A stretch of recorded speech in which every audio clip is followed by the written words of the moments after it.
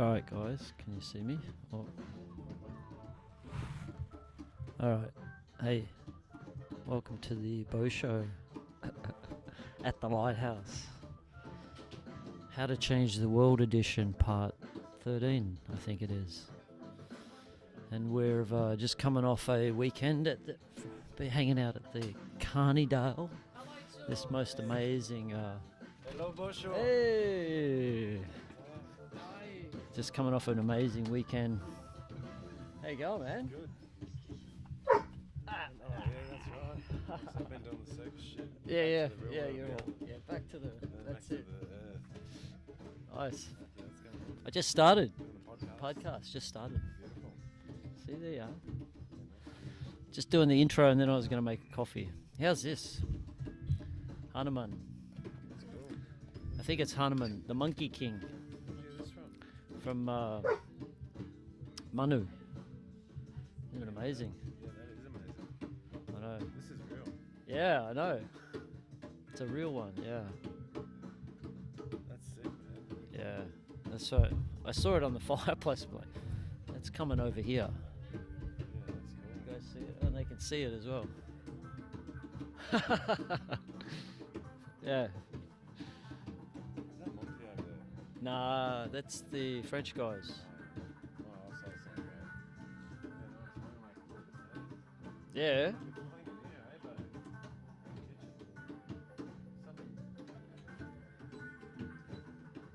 Hey Jules, nice to meet you again. All right. Sorry, I got sidetracked into my phone. How you been? Yeah, I'm gonna put a Was it? little video on for you guys to listen to while I make a coffee. I'm gonna Yeah. go delve deep into the world of history and talk about the past tribes tonight. No. What I've discovered recently about down my rabbit holes of past tribes. And I'd love to keep exploring, so I might try and put a little video on here. And we can have a listen together. Hey, Teo. You play that? Oh, we've got to turn that off. What? There's a bit of double sounds there. Teo. Teo. Alright, I'll see if this works. Just trying to find my glasses. We will become better podcasters. We will get a bit more organised. But as we're saying, the best thing is to just do it, and then you can improve. But if you don't do it, then you can't improve. So I'm just looking for a video. Where's my favourite lecturer? Truth Lies. Boh Sho.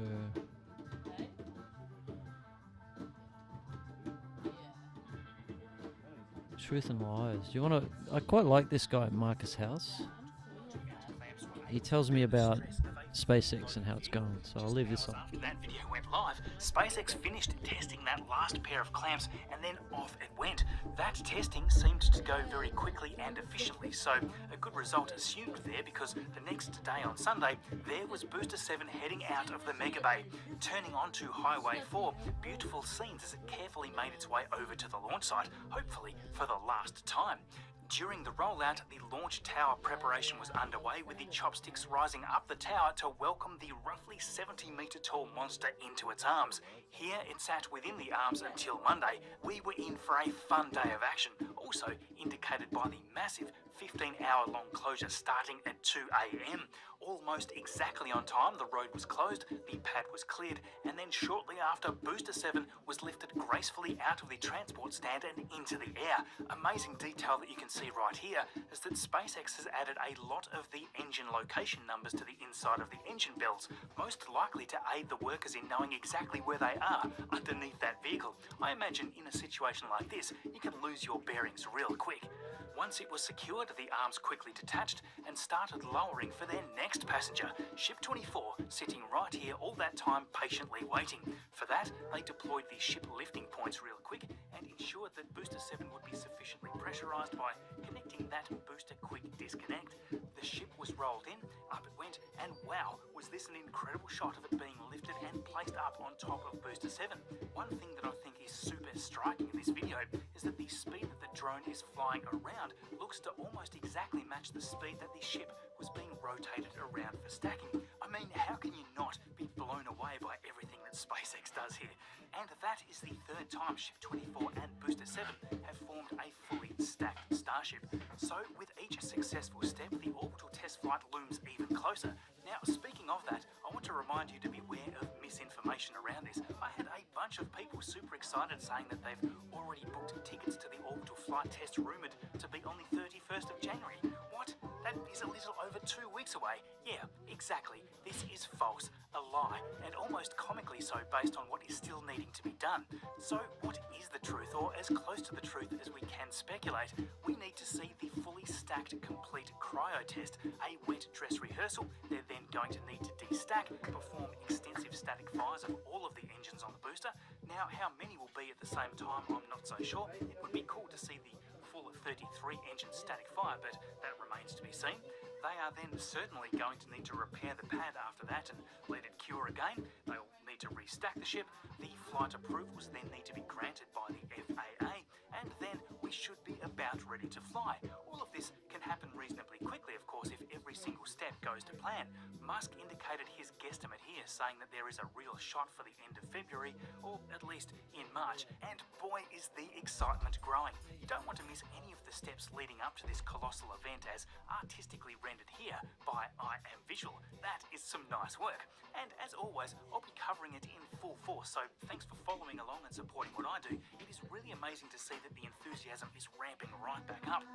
So back to Ship 24. One great sign that we can immediately see if we compare it to the previous destacking is that the static firing stiffeners here have been removed. Yes, that indicates that the ship should have completed its entire static fire campaign. The next time that these engines fire up will hopefully be right after stage separation. Another new addition, just like Ship 20 in the past, Ship 24 has now gained the flight recorders on the outside. These are placed here in the event of an ocean splashdown or a rapid unscheduled disassembly. The idea is that they should remain intact for recovery so that SpaceX can obtain all that sweet data that wouldn't really be able to be beamed down via wireless comm systems. It's also worth noting that its lifting points are still on the nose, which it isn't going to fly with. That is another reason that we expect it to be destacked at least one more time before flight. Another sweet angle here of the lift by cosmic perspective. Terrific news here with Booster 7 with all of the upgrades that we have been wishing for whilst it was in the Mega Bay. It does seem that those robustness upgrades that Musk mentioned quite a while back are now in place. Let's start from the bottom and work our way up. First of all, the engine shielding is installed and it appears to be much stronger with a bunch of overlapping pieces. Also, it looks like SpaceX has added numerous vents, which I assume is going to aid in the prevention of further unexpected detonations. To make room for all of this, the engine shielding has been redesigned. This protrusion at each engine looks new, and some pipes are also making their way up around the engine shielding as well. At the forward dome, this new pipe has appeared, which seems to perfectly line up with this new permanent pipe on Ship 24. If you remember, before the last static fire, SpaceX installed temporary flex hoses on those very same engine chill ports. They have now been replaced by these welded permanent pipes. The idea here, we think, is that this will help SpaceX prevent oxygen building up within the skirt during the ascent. I just can't wait to see these very pipes in action during the last minutes of countdown when the engine chill is happening. So yeah, all of that was on Monday at Starbase, with SpaceX lifting both vehicles within 12 hours. This has all collectively been extremely exciting progress towards the big event. There was still plenty more for the week though. On Tuesday, Booster 9, like some jealous sibling seeing all of those sweet Booster 7 Raptors and shields, took back off to the build site to presumably get its engines and shielding installed too. It will have a little to be smug about too, with it being the first to use the new electric thrust vector control with the engines, so I think that is going to be a super exciting milestone. Just yesterday on Friday, SpaceX did a partial propellant load and we got to see some great venting from that newly installed pipe. They didn't seem to progress as far as we thought they might, so there may be a few incremental challenges that they are dealing with there. Now, something that took me a little by surprise was this. Yes, Ship 22 is going to be scrapped very soon. Tiles were removed prior to slicing it up, and aft flap removal has occurred. Surprising not because I thought that they were going to do anything with it, but specifically why now? Could SpaceX simply be starting the rocket garden, or is this an indication that a different ship is going to be retired? Perhaps Ship 25 or 26 is already becoming obsolete compared to the new ones in development. Watch this space, because that's an interesting question. Travelling much further down the road, and thanks to Mauricio, we can see that the Macy site work is continuing at an absolutely breakneck speed. Just in the past weeks, the teams have started on the systems next to the newly installed tanks, most likely in preparation for the plumbing to be installed. Right next to that, groundwork is well underway for yet another concrete pad. They sure are spreading those out nicely, aren't they? This newly delivered crane looks to be involved in preparations for quite substantial foundation work here, and Musk did confirm this week that the gun range is being turned into a rocket test facility. This, therefore, could very well be the groundwork for the new Raptor testing site. Quite a lot further down the road again. Alright, across the country perhaps, Starbase Florida. And thanks again to Greg Scott for taking to the skies to get us an update. Finally, the tower arm carriage has been moved over to the launch site, and it is now staged on top of the red truss segments. Thanks to views from Spaceflight Now, we can see that not long after the flyover, the outer top dome in the mysterious tank was lifted into place. Then Thursday night, the arms themselves were moved over from where they've been assembled to be mounted onto that carriage. Following that, the entire assembly will be installed onto the tower. A seventh tower section is now built here, sitting with the six that were there from the last flight. This one here is a little shorter than the others, and then to top the week off here, NASA Spaceflight captured a similar looking part of a water deluge system that is already installed at the Cape, and this one is moving away. Could this be heading to Texas to be installed at some point? Well, Hey? I'd like to think so. Cigarette. Oh, I'm having one too. Join me. They got a lighter here.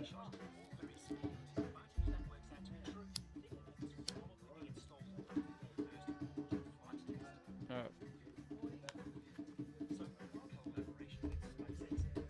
Provider OneWeb sent another 40 satellites into orbit on Monday, January the 9th of this week, lifting off from Slick 40 at Cape Canaveral. This was the second flight on Falcon 9 to assist OneWeb in building out their satellite constellation, which is currently around 80% there. I just want to specifically point out this great shot as it roared past Max Q on the way to orbit. I haven't seen a contrail like this for quite a long time. It's quite dramatic there, isn't it? With main engine cut off, the first stage flipped around and began its boost back burn heading all the way back to landing zone 1. We've been seeing quite a few of these lately, haven't we? It is still great to watch, even if it is a night mission. Not quite as nice as the daylight shots. Alright guys, I got Cookie on my lap here. See Cookie? Coolest dog ever. And very wise. He's a wise old dog. A wise old soul. Okay, Mister. Alright, that's enough of SpaceX. I wasn't actually watching it, but I've already lost my... I need some assistance with my glasses. I keep losing them. Alright, let's see how we're going. Can you guys hear me alright? Good. We're recording. Cool. Alright. So yeah, we just had a wonderful weekend at the Carnydale Circus Spectacular. Those guys just know how to like really put on an amazing show, and there was just such special acts. So inspiring, like to go to these events. There's a big, like it's like a joining of the tribes where everyone comes together, all different walks of life, farmers to entertainers, and we all mingle together and celebrate together. It's for everyone, and this sort of goes back to this idea of what we do with tribal connection.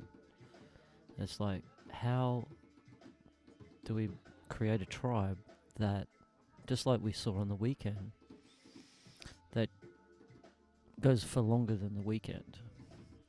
We all felt, we started to build a connection. And there's a lot of work to do to build that connection to a strong point. And yeah, it takes more than 2 days. But if I believe building a tribe with the right morals and structure, we can live in a circus-like atmosphere, a circus-like tribe, like a circus.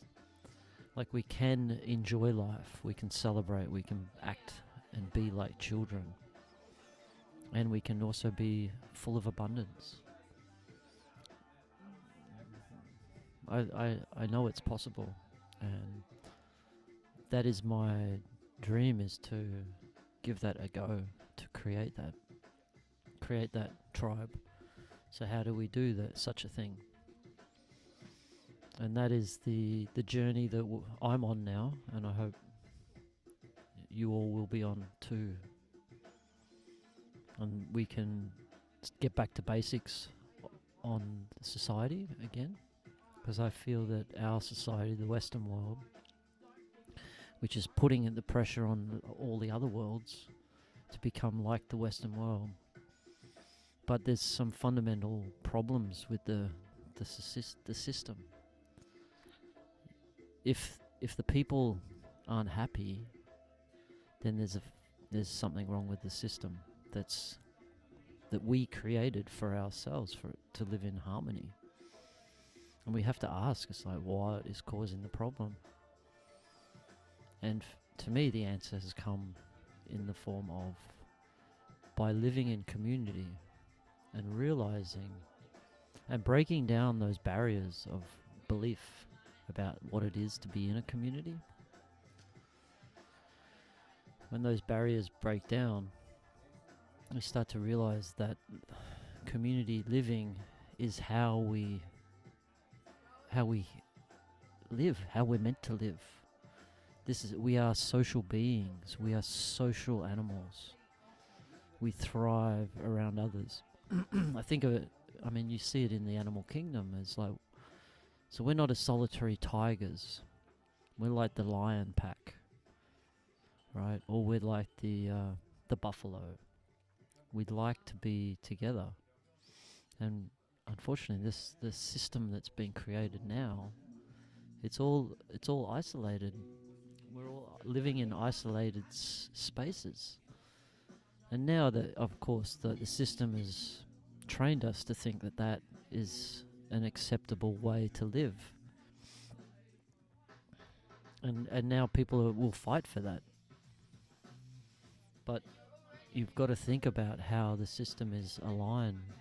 Like if you look at just a normal suburb in the city, there's all lines of houses. So you got a line, one street, and there's a house on either side, and you've got your neighbours left and right. But you're not connecting with the people behind you on the line behind. Like it's the suburb design creates separation. And then you look at what these, experts have come up with in Saudi Arabia. Like a social design. Like this is what we're talking about, is the system is what brings us either a lot of sadness, a lot of mental health, or it can raise us to high vibrations of joy and happiness. And to me, if you're going to design a system, it should be based on that joy and happiness. Now, our system that we've been shown and that we now live in is, we're told, okay, yes, this system gives us joy and happiness. But that joy and happiness only comes when you reach a certain level of currency. It's to do with assets. It's to do with what you own. It's to do with what type of car you're driving. It's to do, that is what we're told makes us happy. And yeah, it does for a little bit. Buying a new Maserati, wow.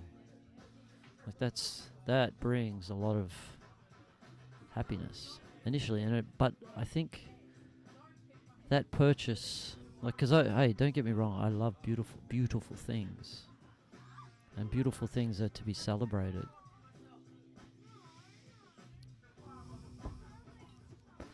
But why do you want that beautiful thing? The beautiful thing. Do you want that beautiful Maserati because it inflates your ego, makes you feel more important? Or do you like that Maserati because it's simply just a beautiful engineering masterpiece?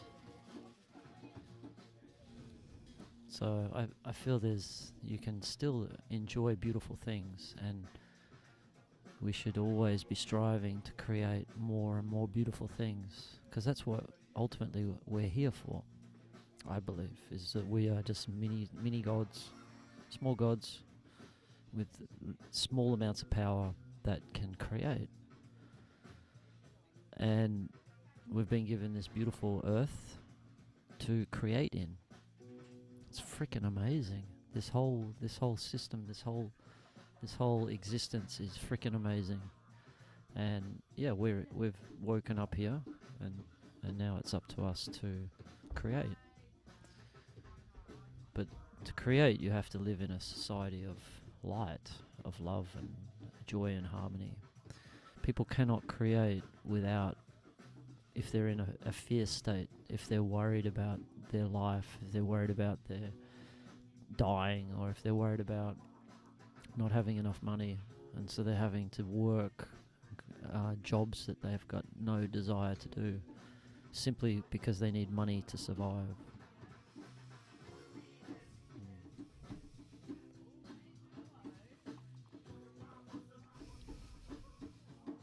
So yeah, you got this project in Saudi Arabia called The Line, which is 100-kilometer long development that's going to have 1 million people living in it, and it's a line that's like 200 meters wide and 100 kilometers long.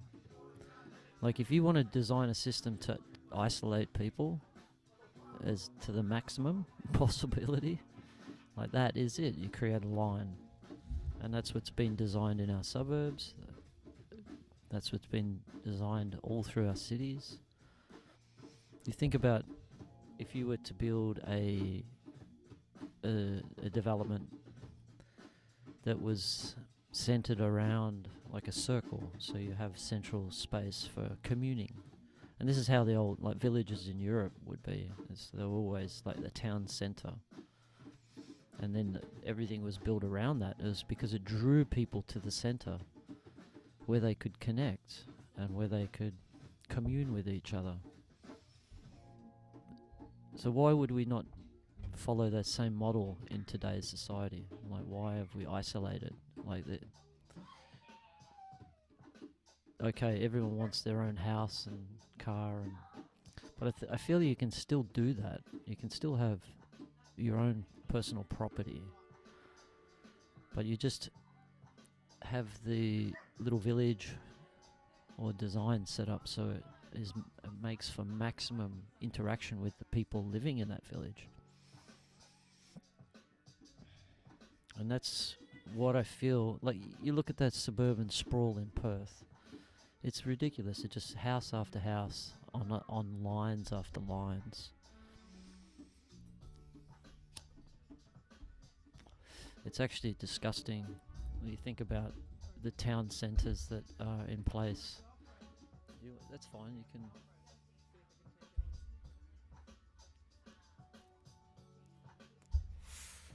Yeah, like it's crazy, the system. And I guarantee in 100 years, people look back and go, what the fuck were we doing?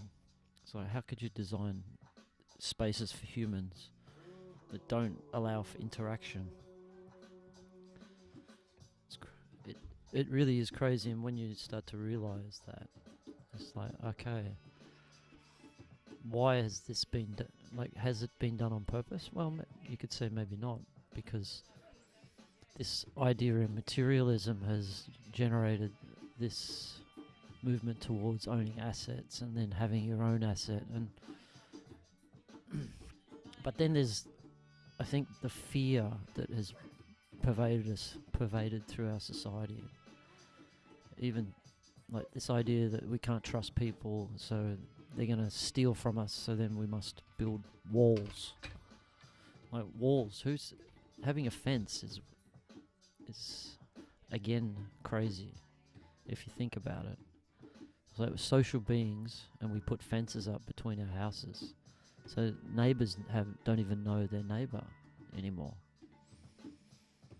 Even apartment blocks, the way they're designed, they're all just blocks. There's no central meeting space. There's nothing.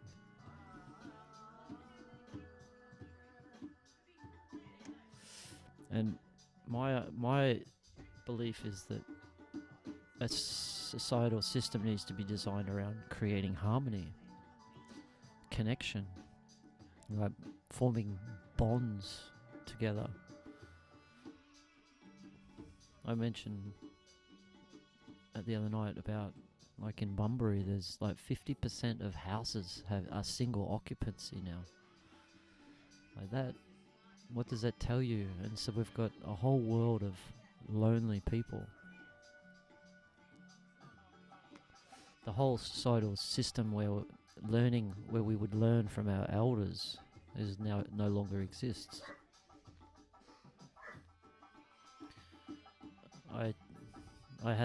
My children were in Augusta, the IGA, and because they've never really knew their grandparents, unfortunately, and so they've never really had any elderly people around them.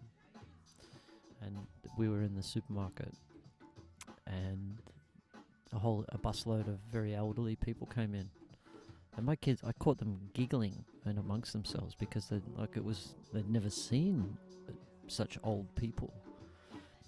And you must admit that like old people look very strange, especially when you see a young person. But it's also beautiful. So we need, we should be teaching children to look up to elderly people with respect. And so they see an elderly person, and it's like, oh wise one, you've lived this life. What do you have to teach me?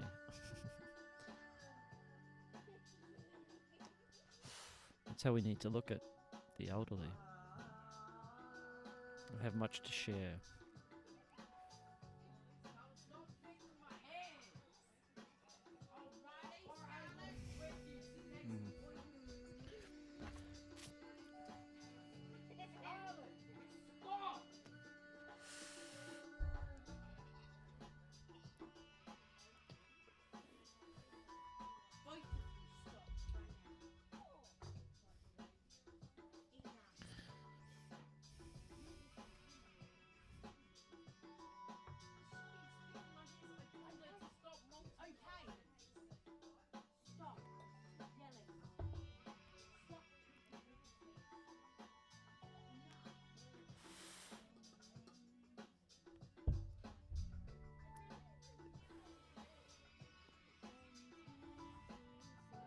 So the natural state of humans to live in harmony, I feel, is the state of tribal living, where you build the bonds together. You have a common goal in mind, which is the fostering, the growing, and the beautifying of the tribe, and the people in it. You want them to grow, and you want to there becomes a group love for the space. Hello, you're on TV. See? High five. Are you going to bed?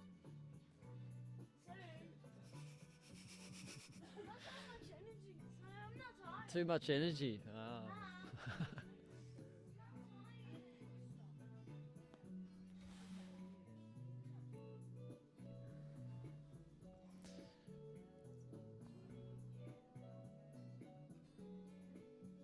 yes. So the tribe needs to be, the foundation is raising the members' consciousness. And I've talked about before where by raising people's consciousness, you teach them to be full of love, like overflowing with love. You teach them to find that joy and happiness in life and existence. And you teach them how to connect with other humans and also connect with nature. And you teach them skills that, like, their passions. And that's what the tribal life is about, is like all sharing and guiding each other. And you naturally become that state of harmony.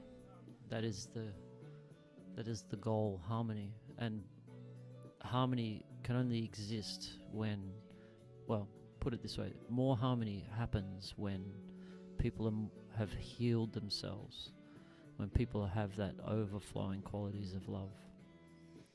So that's what you have to strive for.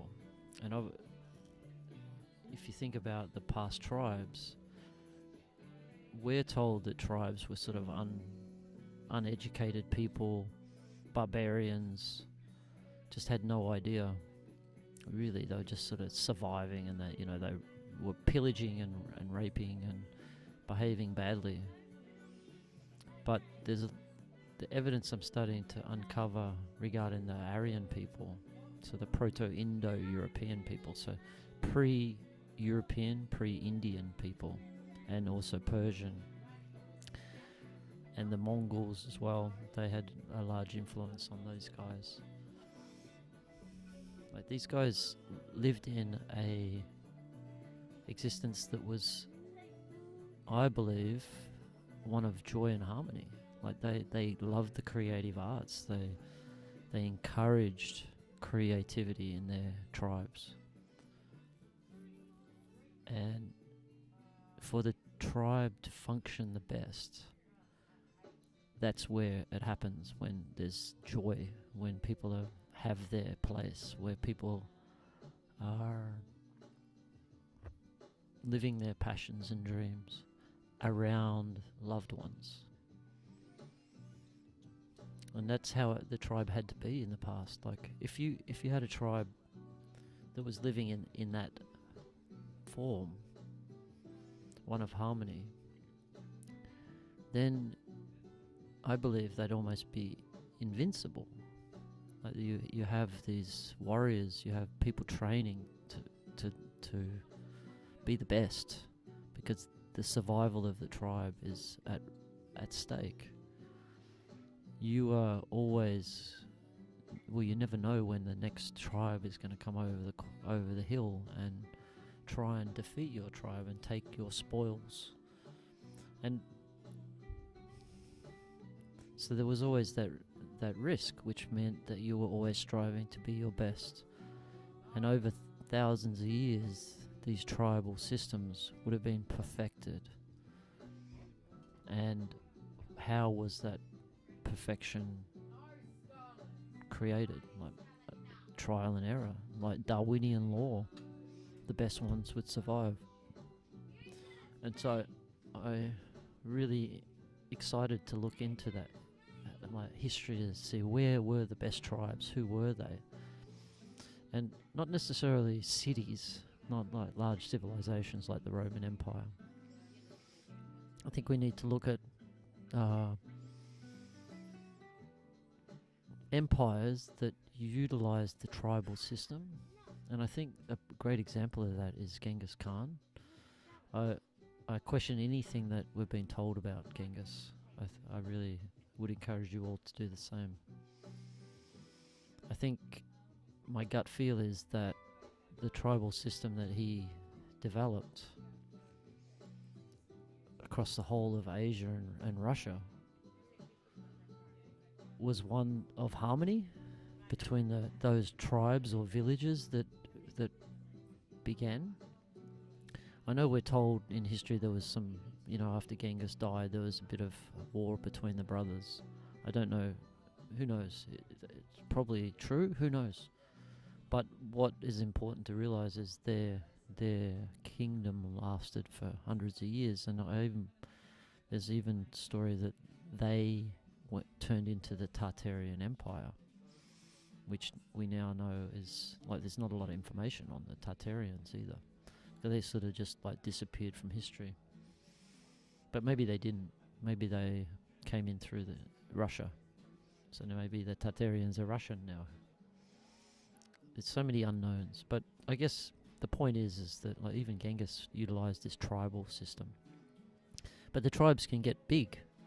So you can, like the system that's in place for the tribe, where you've got this harmony, then you would find that the tribe would grow, because if there's harmony and beauty and everything's just wonderful, and yeah, okay, nothing's ever going to be perfect, don't get me wrong, but knowing that there was less chance of war in an area, that's where people are going to move to, right? You're going to get people moving to live in these societies, because everyone ultimately wants harmony. People want connection with each other. People want to live their passions. If you've created a society that does that, you're going to get people moving in. And as you see with the Aryans when they went into India, they were invited in. It looks like that they were invited in. There was no battles, no major battles. It was sort of they just came in, the Indians said, hey, please, rule us. Now, why would they do that? Why would they say that to the Aryan people? It's because they had a system that created harmony, love, joy, peace. But it also created warriors. And they, I believe they guarded that harmony with their life, like this. They didn't allow for betrayal. So because the harmony of the village is so important.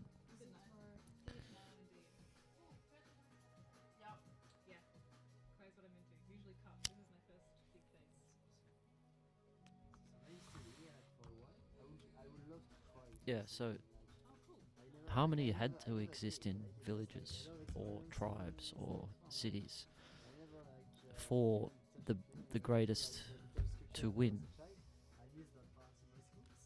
So, like, to win or just to survive. And what you can see with the influence of the Aryan people all over Europe and Asia is that they developed a system that was pretty rock solid. And I believe that we can take that system, obviously not all of it, we don't need to take everything, because there was some things that were from the past that may not be relevant for today. I saw, yeah, so there's okay, I don't want to jump ahead. So yeah, they had a system that worked, I believe, utilizing tribes. We talked about the idea that they utilized this 12 clan, one tribe system, which would be the 12 zodiacs, the 12 types of people, and you separate the clans into different groups, different specializations. And the reason for that is because we cannot all live together. We're all different people. We're all like the warriors probably can't live with the druids, or the spiritual people. The farmers can't live with the musicians. I use that example, but it's basically different vibes. And then there'd also be efficiencies by splitting into different groups. Like if you had the equestrian, the horses that were so important to these systems, which I feel they're still important in our modern society.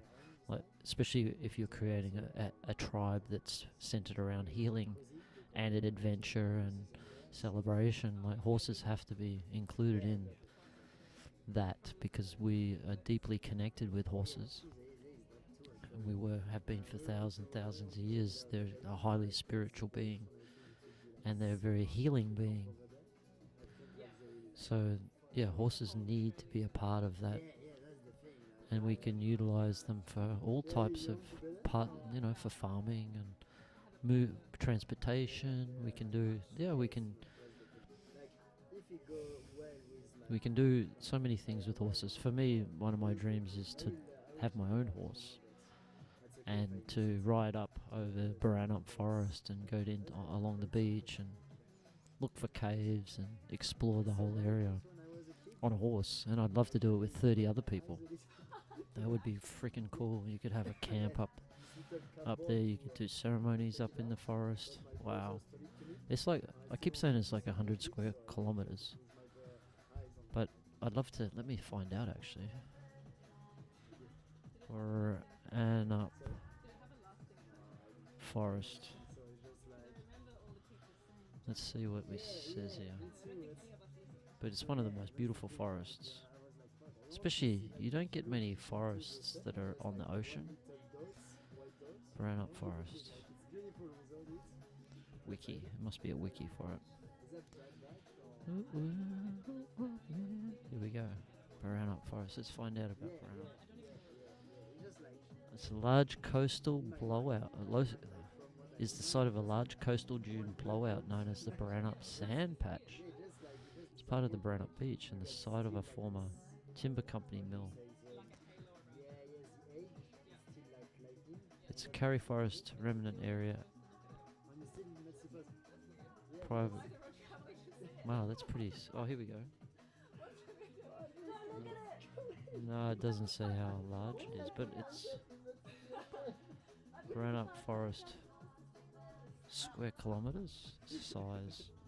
I just want to say, yeah, I was there during the Forest Drive, here we go, 50 meter. I want to be blind. I was there.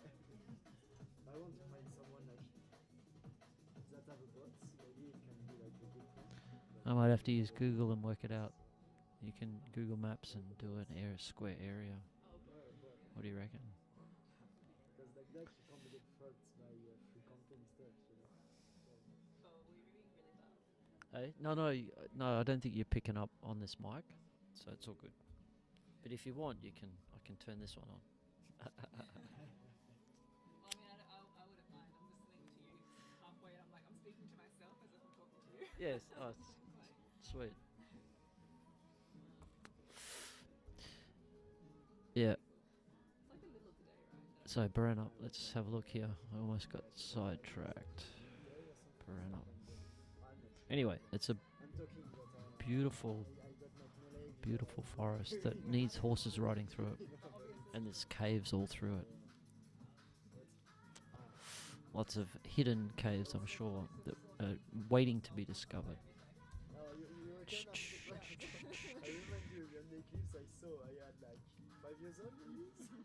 So I tried this kind of information. I wouldn't actually come up.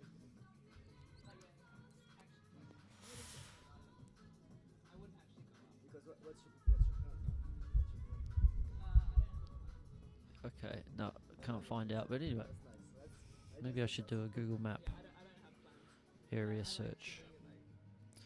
Anyway, it's a large forest, and it's along the coast, like this beautiful coastline that's just untouched. Hardly any roads going in. Simply magical. Female drum and bass. Here we go.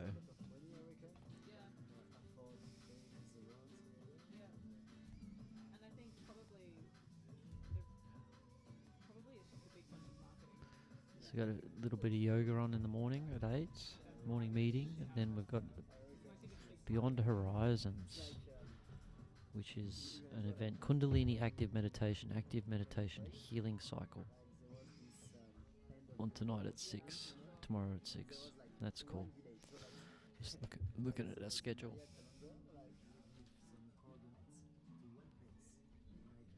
That's a dream for like a tribe, a fully functioning tribe, is that it's a healing space, a place where you have all the different modalities. So like you have different clans that are dedicated to different types of things, and maybe you separate it up.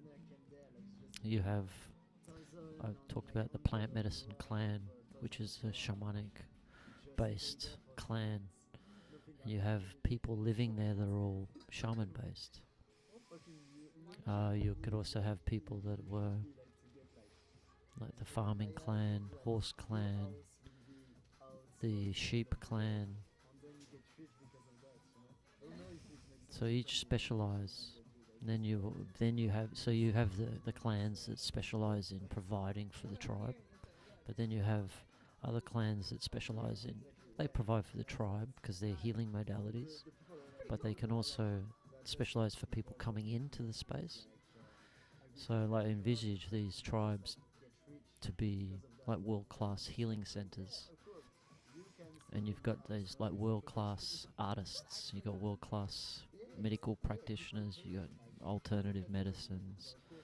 They were all in the same place, and we all have this central space that incorporates all the clans where people can come and commune together. And we also have many like sacred spaces where people can have different activities, different workshops, different ceremonies, all with the intention of healing people and raising their consciousness. So, you know, the term ashram, like, that's an Indian term. And let's have a look what the definition of ashram is, because I don't think I'm saying ashram. I'm basically like tribe. Like, the idea of the Aryan tribe, they had the spirit, that spirituality was a critical part of the tribe. Because these guys, why do I say that? It's because these guys wrote the Vedas. These guys brought the Vedas into India. And that indicates they also developed Sanskrit. So that indicates that they were, at one point in their history, a highly evolved tribe that incorporated spirituality, incorporated raising consciousness for all its members. And when you become that superior design, the superior people, then you can expand. You become dominant and you expand out into the around the world. And that's what you could see happen when they went into India. You see they went into all through Europe. There's remnants through the Scythians, through the what was it, the Bell-Beaker people. Like there's many iterations throughout the thousands of years, I believe, using this system that was designed. This 12 clan, one tribe system. And beautiful thing is that it can multiply, it can separate. So you have a tribe. The way it's designed is that the tribe can split and then move on to another area and then grow again.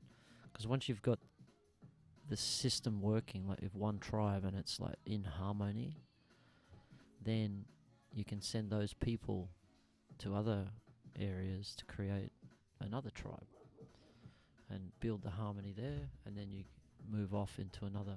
And so that you're continually educating people on the way the tribe works and how you function in the tribe. Like there's a lot that we need to learn. Obviously it's all common sense, but we need to retool ourselves for living in communities again. And that's going to take a little bit of time to educate people. And I've often thought that you could have a like a training program where people can come in, you do like a 10-day course, a realignment program. And the course will teach people to help them heal. So actually, I've always thought that a 12-day course would be good, because I love the number 12. 12 seems to be the number where everything works. So, yeah, you do a 12-day course on, like, it's catered to make people heal and grow the fastest. So you took him through all the different modalities of healing. So you could, do a bushwalk on the first day and some grounding and connecting with everyone on the training. And then maybe second day you could do some sort of mushroom journey, and then you do the next day you do some. It's like you dance and you just do all sorts of different modalities, and you finally perfect a training program that just blows people's minds and heals them in a super fast and beautiful way. I think it's possible, and you just have to fine tune it to suit each person. So that would be also interesting. Each person, each group of people, it'll always be changing. So yeah, I guess what you need to have is all the different options available, and you design it for the group that comes along. But we used to have adventure retreats, like 3-day adventure retreats, 2 nights, and even in the 3 days, it transformed people. People became lifelong friends, and so what you have a 3-day training, but if you had a 12-day training where it was exactly catered for that healing and then growth and empowering, teaching people to find their power, it could be, it's essential, I think. Yeah, all in regards to connecting with nature, connecting with each other, connecting with ourselves.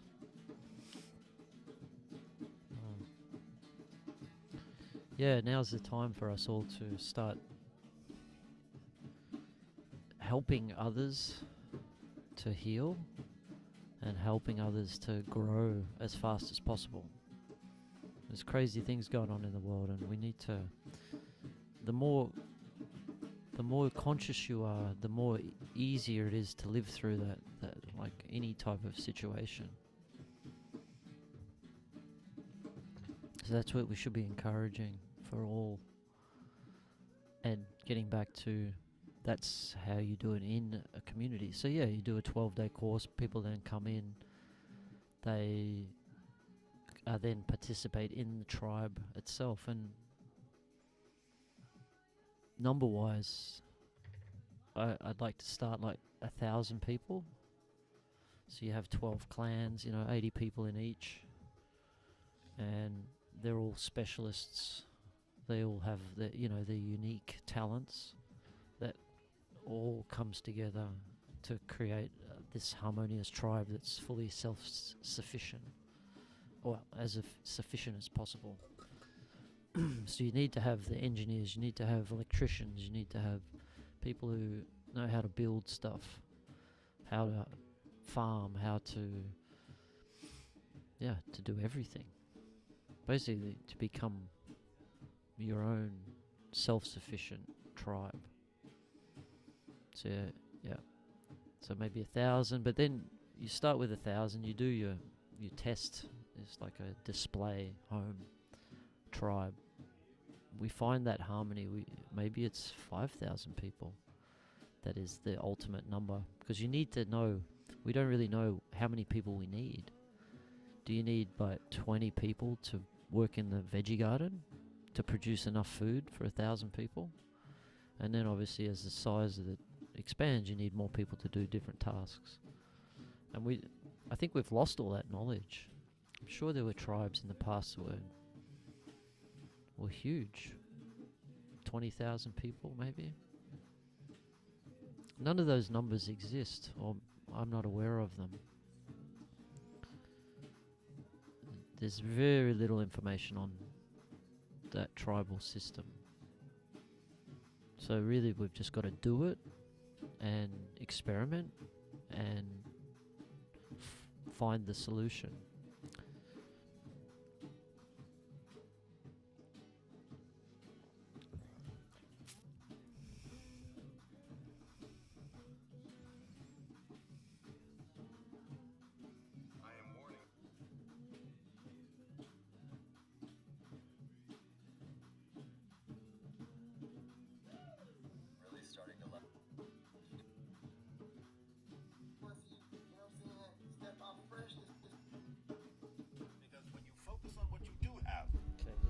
will It's a come TikTok video. because you're opening the door for that.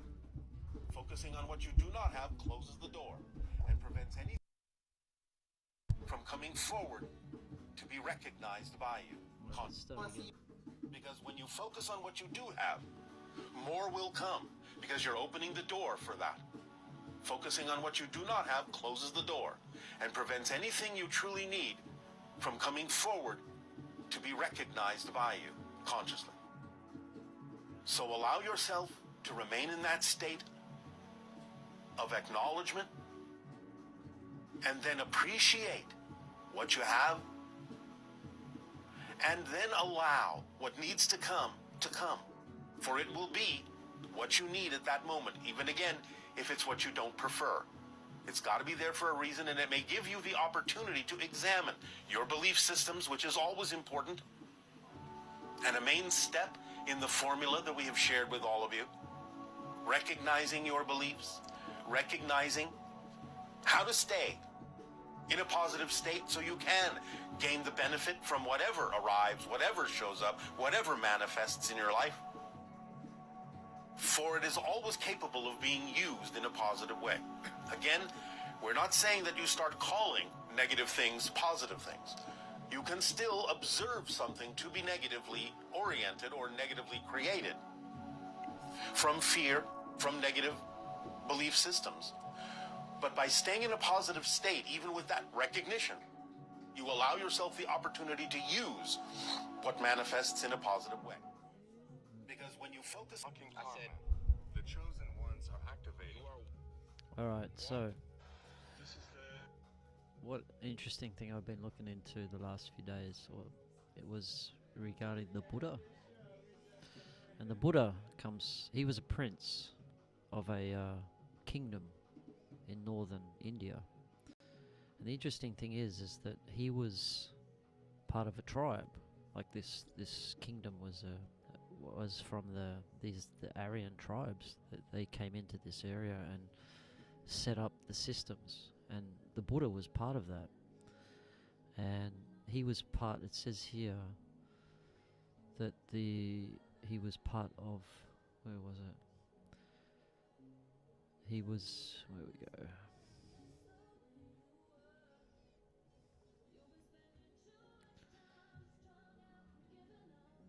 This is really interesting Wikipedia. It's called Shakya. Was an ancient eastern sub-Himalayan ethnicity and clan of northeastern region of India, who existed and attested during the Iron Age. The Shakyas were organized into a Gana Sangha, an aristocratic oligarchical republic, also known as Shakya Republic. The Shakyas were on the periphery, both geographically and culturally, on the eastern Gangetic plain. So, what does it Shakya? The Shakyas were an eastern sub-Himalayan ethnic group. It says they were of mixed origin, Indo-Aryan and Munda descent, with the former group forming a minority. The Shakyas were closely related to the eastern neighbours in the Koliya tribe, whom they intermarried. So this would indicate the Shakyas and the Koliya tribes were in harmony together if they were intermarrying. And this is what I feel would happen, is that as the tribes expand, as you build more and more tribes, there's movement between the tribes as well. And there's connection between the tribes. So if you have a tribe in Australia, you have a tribe in Malaysia, then you would move between those two, and people would move between the two. It's like open border. Anyone is allowed to attend once you're in the tribes. So it says here, during the life of the Buddha, an armed feud opposed the Shakyas and the Kolyas concerning the water of the river Rohini. So it says here, the intervention of the Buddha finally put an end to these hostilities. And that's interesting, isn't it? Because I've never heard that. But like, the Buddha was a prince, he was a king. And he played a role in politics, in the survival of his tribe. It says here, shortly after the Buddha's death, the Kosalya king, Budaba, who had overthrown his father Pasenadi, invaded the Shakya and the Koila republics, seeking to conquer their territories because they had once been part of Kosala. Vidurba finally triumphed over the Shakyas and the Kaliyas and annexed their state after a long war with massive loss of lives on both sides.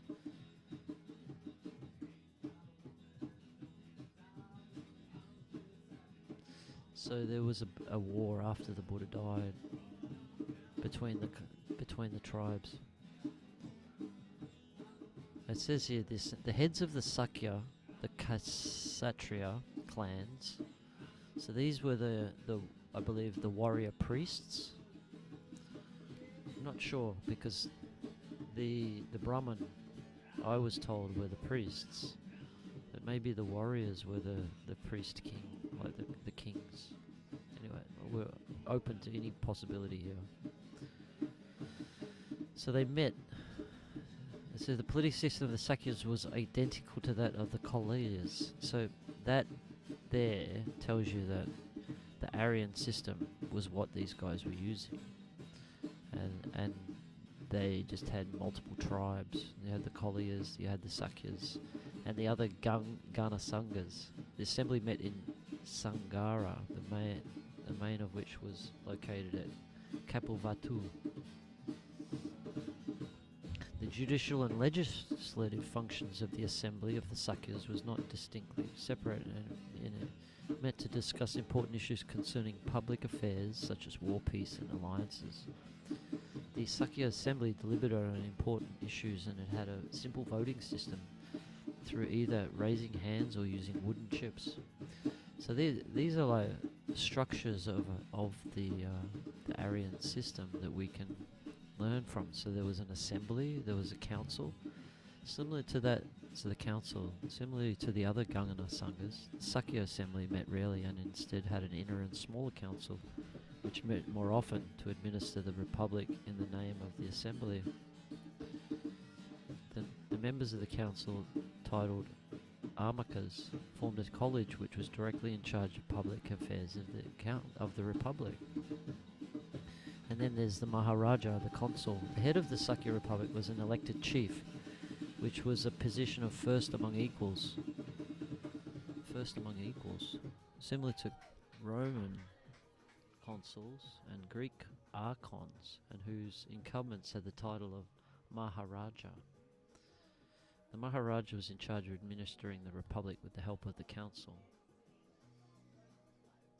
The first among equals, what does that mean? It's a Latin phrase. Primus inter pares is a Latin phrase meaning first among equals. It is typically used as an honorary title for someone who is formally equal to other members of their group, but in accord unofficial respect, traditionally owing to their seniority.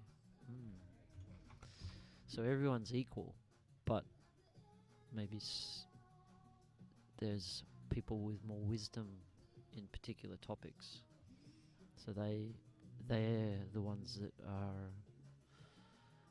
are consulted for different things. So the Maharaja was in charge of administering the republic with the help of the council. So he was basically the king, the Maharaja. Maha means great. So the great, and I think Raja is king, actually. Let's check that out. Raja.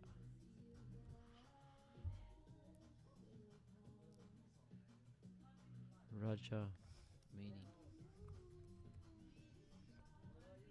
Raja is an Indian king or prince, a title extended to minor dignitaries and nobles in India during the British Raj. A title extended by the British.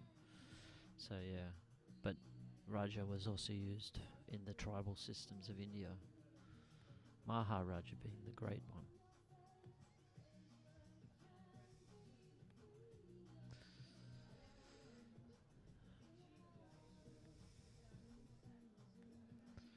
So the class society, the society of the Shakya and Koliyas was a stratified one, within which were present at least the aristocratic, the land-owning, attendant, labourers and serf classes.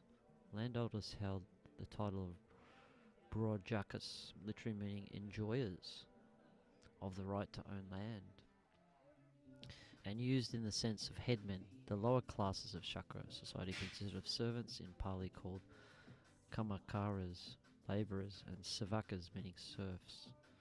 And I reckon instead of serfs you would call that artisans, who perform the labour in the farms. So this is the thing, this idea that that's all they did was farm. What about creating beautiful jewellery and creating weapons, like beautiful jewels and like that? These guys also did that as well.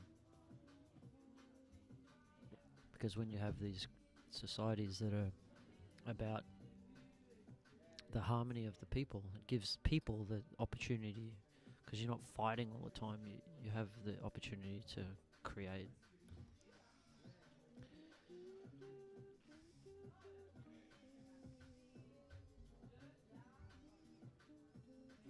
It says,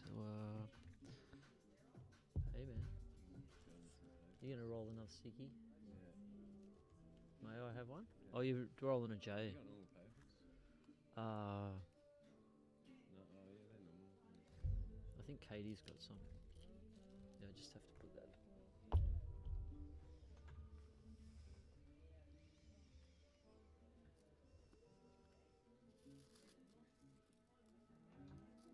It says here the Shakus were Samakina Yonaya of mixed origin and therefore did not subscribe to the Katuvanya social organization consisting of Brahmas, Kshatriya, Vesa and Sudras.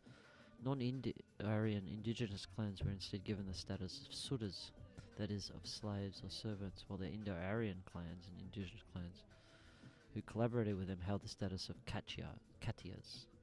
Thus, the population of Gautamana did not subscribe to the supremacy of the Brahmanas, of the people of the Aryavata, and Khattiyas were instead the highest class in the society of Great Magadha.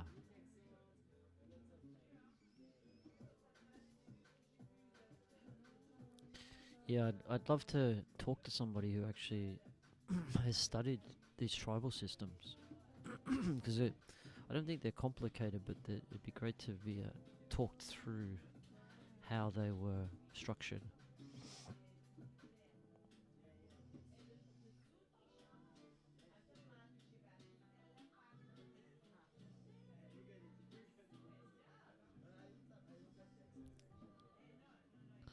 As expiation, and the Buddha Dhammas from visitors to these lands to perform. This is interesting. It says neighbours of the Shakyas were non-Aryan and were born from mixed caste marriages, and the Buddhayana Dhammasatras requiring the Buddha is a group of Vedic Sanskrit texts which cover Dharma, daily ritual, mathematics, and in one of the oldest Dharma-related texts of Hinduism that has survived into the modern age from the first millennium BC. That's interesting. So there's sort of like societal rules or guidelines.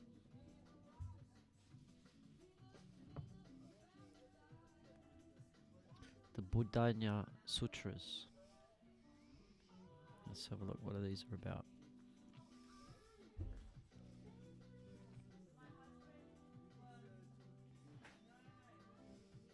Be good to have a camera on the screen as well, and you could see what I'm looking at.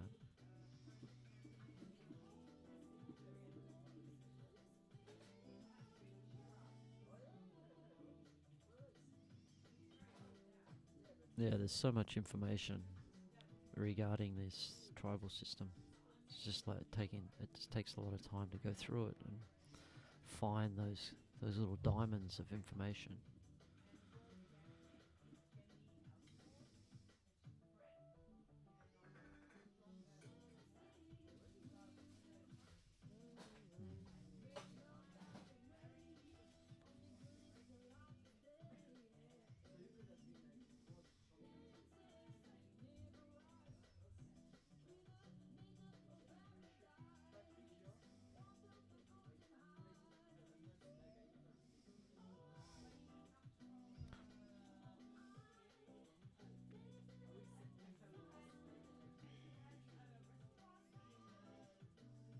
Alright, so we probably should not talk for large amounts of times on a podcast. So I shall read you this. So the origin myth, the Shakyaya Kshatriya clan claimed descendants from the sun god. So this is Buddha's clan via his descendant named Okaka in Pali or Iksvaku in Sanskrit, and whose 8 twin sons and daughters of who were married to each other. Married to each other? I don't know about that.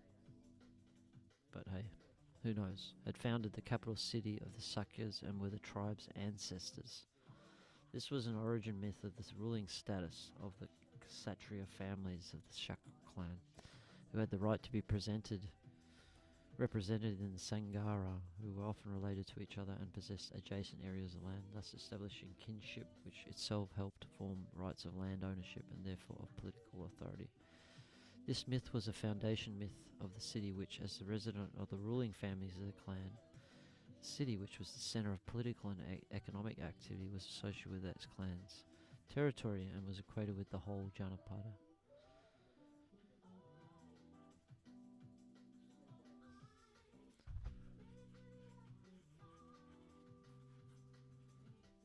Wow, this is interesting. The myth of the Shakya ancestors being 4 pairs of married twin siblings was a myth which traced the origins of the ruling Shakya family to a common ancestor, and also a myth of an early human utopia where humans were born as couples. Wow.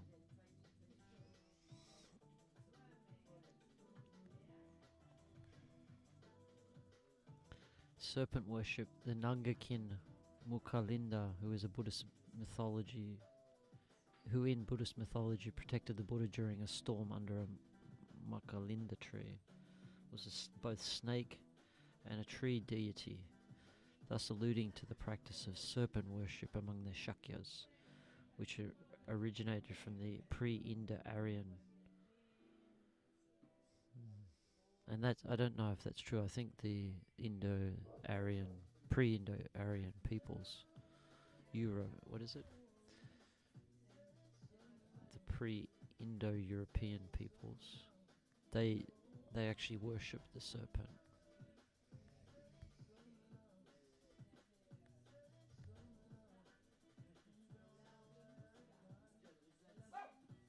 So scholars have equated. This is interesting because the Scythians are descendants from the Aryans. It says these scholars have equated that the Shakyas with Central Asian Iranic nomads who were called Scythian by the Greeks, Sakas by the Archimedes Persians, and Saka by the Indo-Aryans. These scholars had suggested that the people of the Buddha were Saka soldiers who arrived in South Asia in the army of Darius when he conquered the Indus Valley and saw in Scytho-Saka nomadism the origin of the wandering asceticism of the Buddha.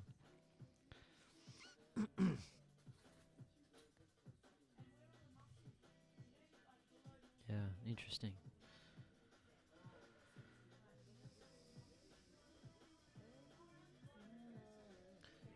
So yeah, the interesting part of this is that the Buddha came from this tribal pre-Aryan system. I saw a post where there's evident, like you see a lot of Buddha statues and he has blue eyes, and that would indicate that he came from the Aryan peoples.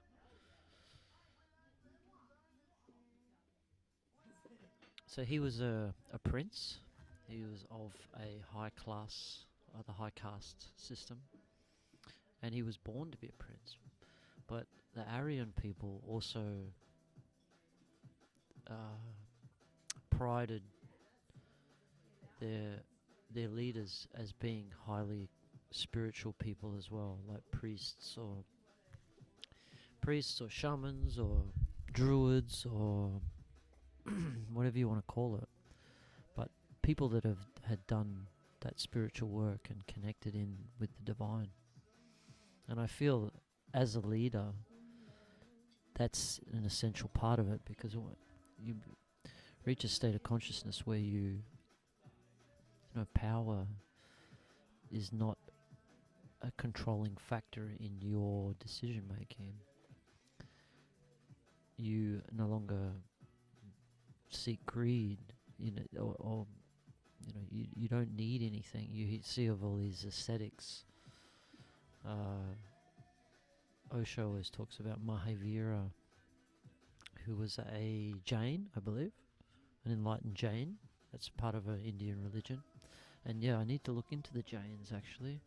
Jain religion, because I think their religion is quite similar to the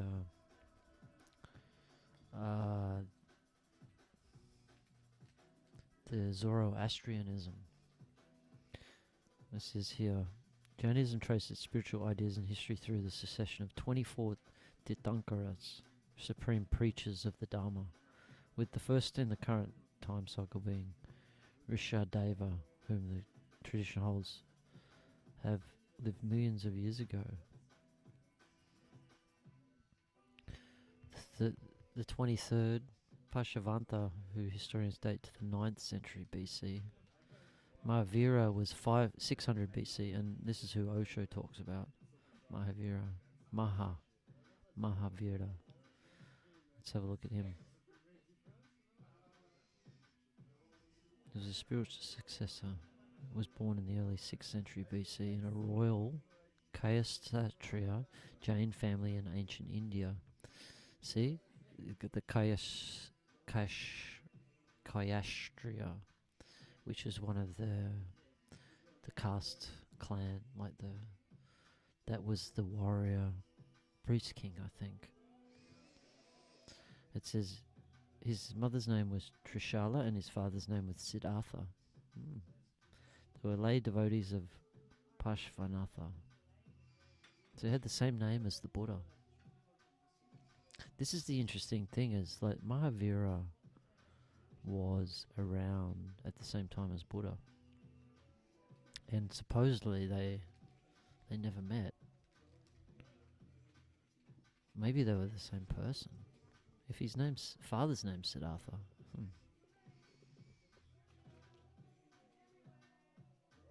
He was the king, Kayasthriya king, from the Ishvaku dynasty and the ruler of the Natu, Anwar, Gayat or Natri clan in the Kashtriya Kundarama, a suburb of Vishali. He was married to Lich Harvey princess. Wow, I want to have a look at that. So this is more enlightened, another enlightened person that was from the ruling class. And I feel like that's a common theme.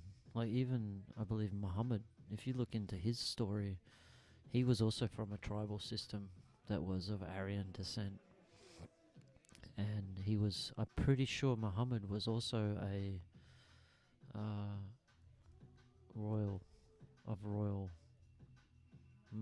And the interesting about Muhammad is that he had red hair. So, and you'll see that with the Muslims that now they'll actually dye their head red. Muhammad. Yeah, I started looking into the stories of the tribal, because he comes from a different tribe as well. There's even a name here, and it talks about the story. So he was a social and political leader and founder of Islam, and he was also enlightened.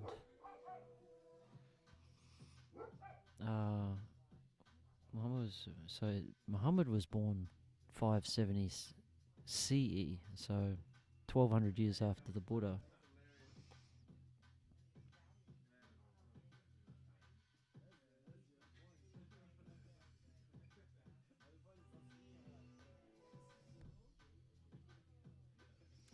See about the tribe. The name Muhammad means praiseworthy in Arabic. Appears 4 times in the Quran. Prophet.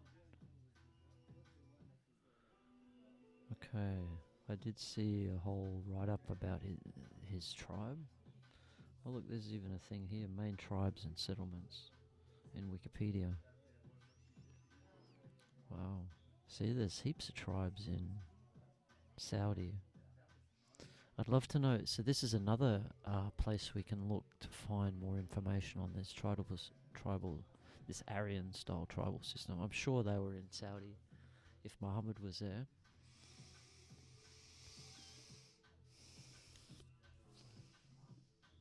It says in pre-Islamic era, gods and goddesses viewed as protectors of individual tribes.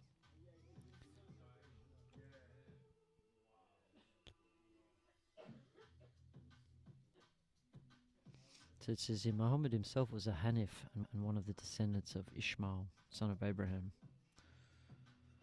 So he was of high caste, I guess you could say. The second half of the child.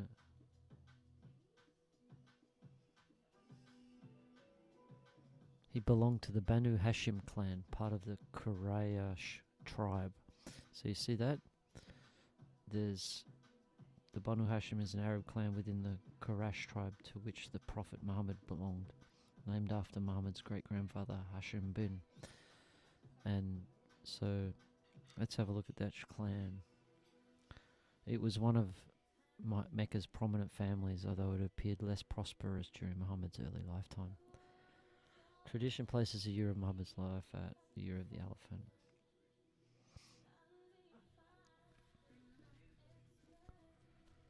The father died 6 months before he was born.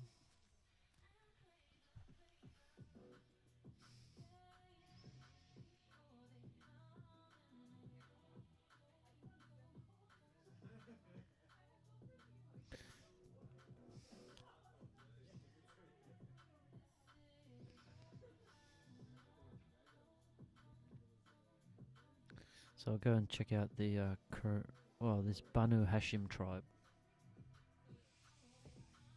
So what I guess where I'm going is that the influence the Aryan tribal system had on the world.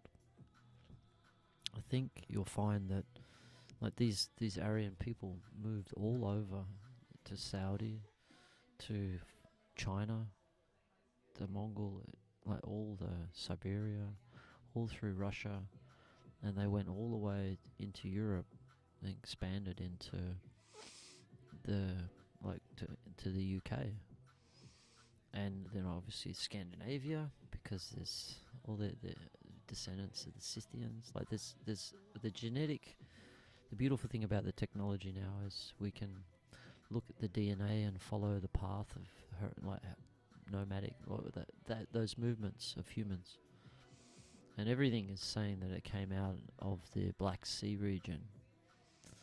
That's where the original Aryan tribes started. And I heard a guy talk about the Aryan people, like European, have developed like lactose tolerance.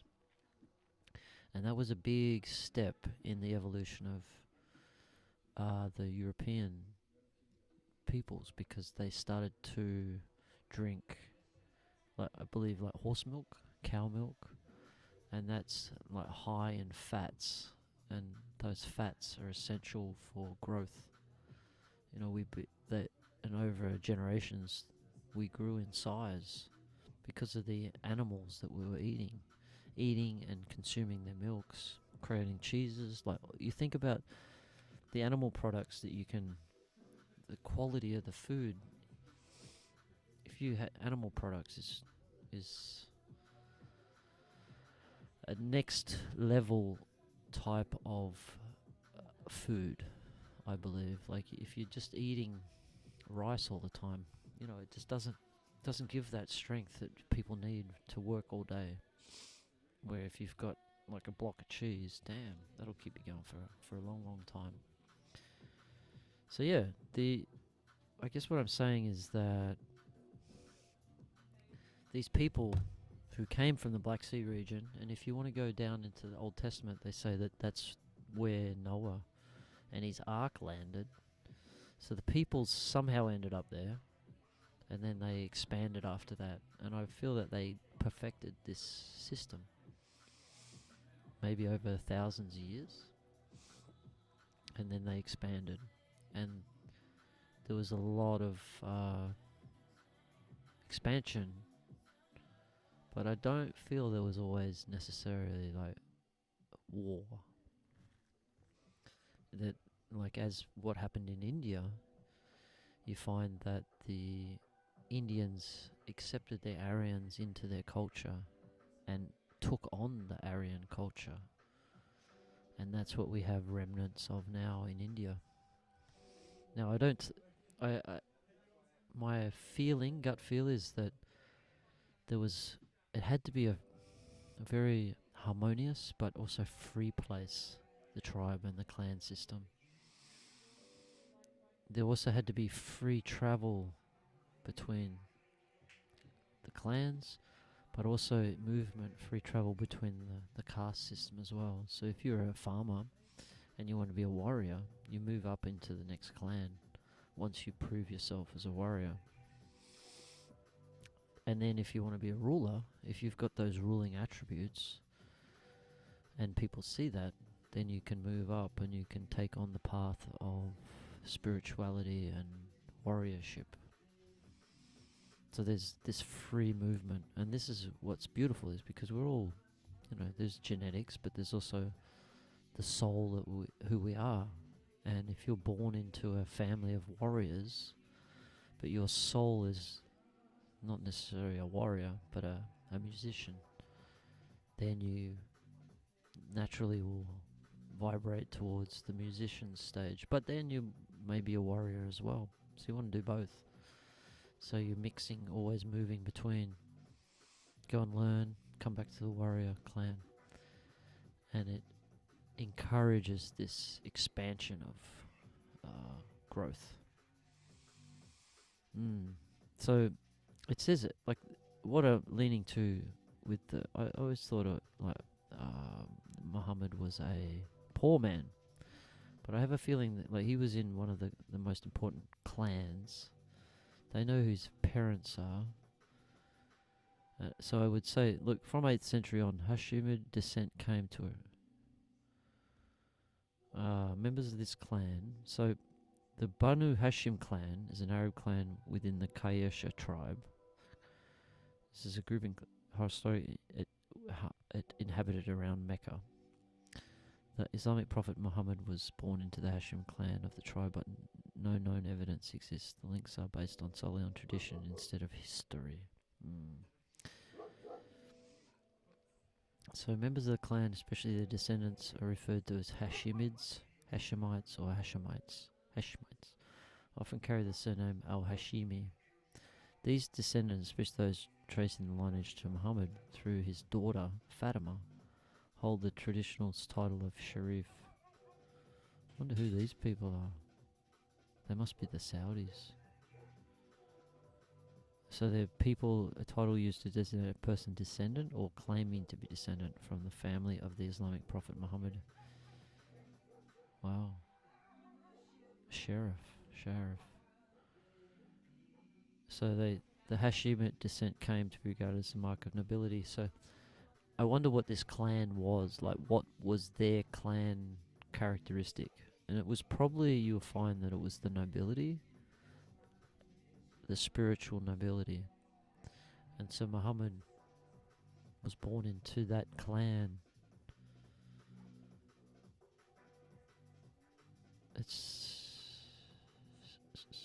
And he married Salmat bin Amir of the Banu Najjar or Azdi clan. Wow. So there was cross-tribal marriages, which would indicate that the tribes were in harmony or were trying to be in harmony. Not much known. Banu Najjar, let's see, it's the name of several unrelated historical modern-day tribes throughout the Arab world. Wow. So yeah, we can find a lot of information on tribal systems in Arabia. They still had tribes for quite a while up until this point. I'm not sure how many years ago. Well, I think the Saudis still follow their tribal system. Like they're connected. They look after each other. Where you'd say, like in Scotland, the tribal system has been broken up. The house of so the house of Abdul Muttalib, or of Banu Hashim. What's it say?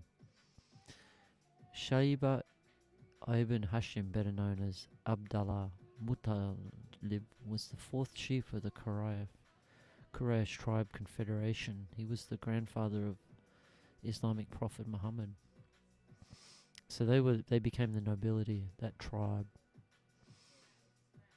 But it wouldn't surprise me if Muhammad was already in the clan that was of the nobility.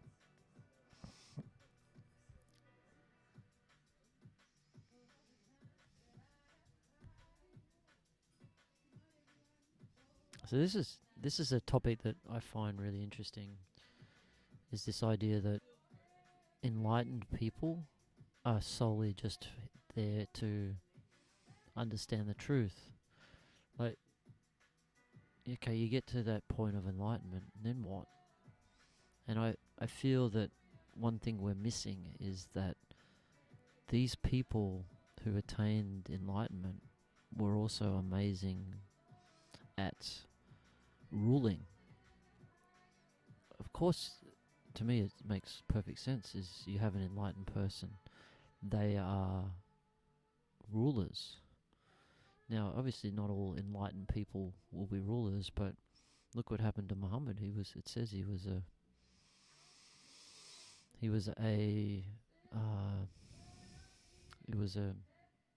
am I trying to say? He was a leader. Like he ruled the clan, and he eventually took over the tribe, and then their tribe conquered all the other tribes. So he was a leader. He wasn't just a guy who meditated all the time. He was making decisions on the path forward for his clan or his tribe, is what I believe.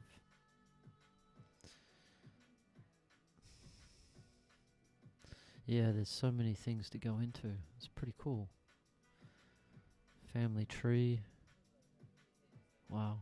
So yeah, like this is the cool thing, is you've got remnants of the Aryan tribal system in Hinduism, in the Vedas. You also got remnants of the Aryan tribal system in the Quran, I guess. Like, there's a lot of information about Muhammad. And so we can find that information, those little jewels, the crystals of information as to how they structured their tribes.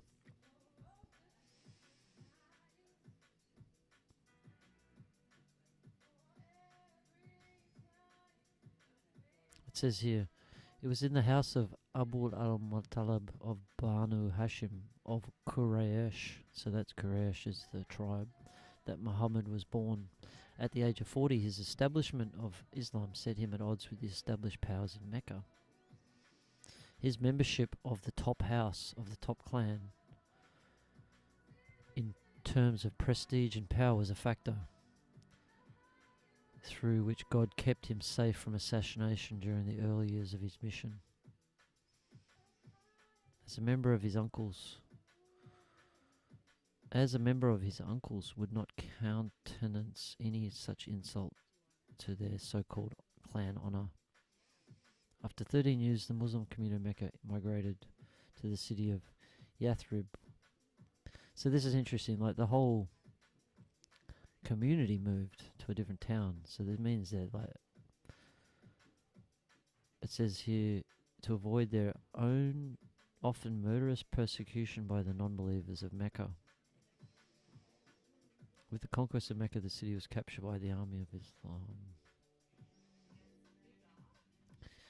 So yeah, you had these tribal systems that it seems like we no longer even think about. It's like they're all lost into the past. But yeah, it appears that Muhammad was high class. Yeah, that's interesting. High caste clan. He was in one of the high caste clans, and he was trained to or it was in his bloodline that of rulers, enlightened rulers. So, Banu Hashim. So that's is a clan. That's the one that Muhammad belonged to.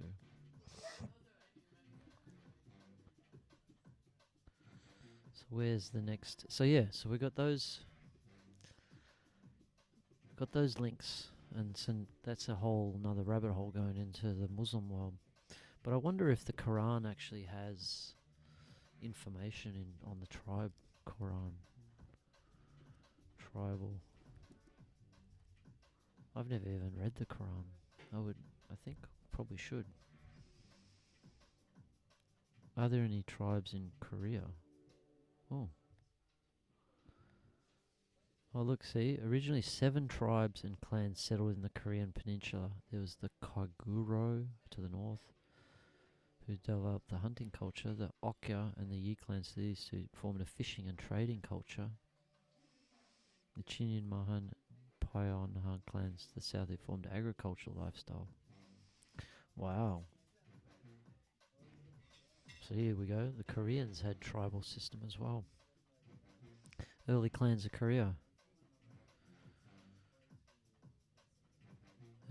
Korea was originally made up of several large tribes and clans who settled in different areas of the peninsula. The Kaguro clan. It eventually becoming one of 3 kingdoms. It remained one of the largest tribes and eventually becoming one of 3 kingdoms founded by King Chumo. The Kaguro clan struggled for dominance with no significant source of grain and being surrounded by large, more powerful states.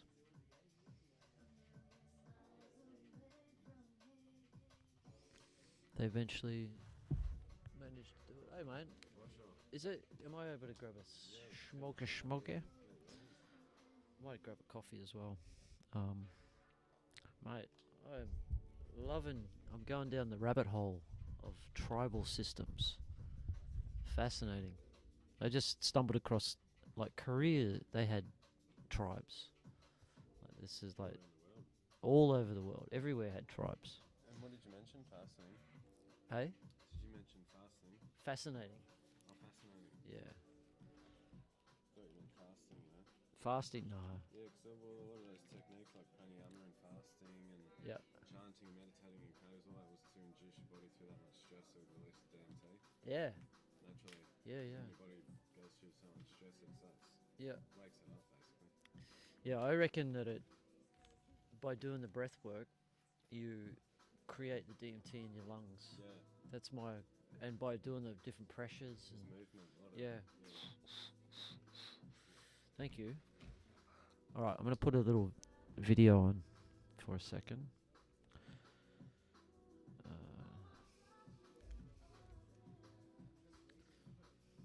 Good vibes. Good vibes. Good vibes.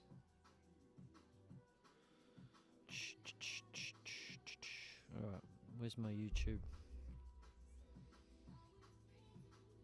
That's enough SpaceX stories. We're gonna go for... I wish I could find this lecturer.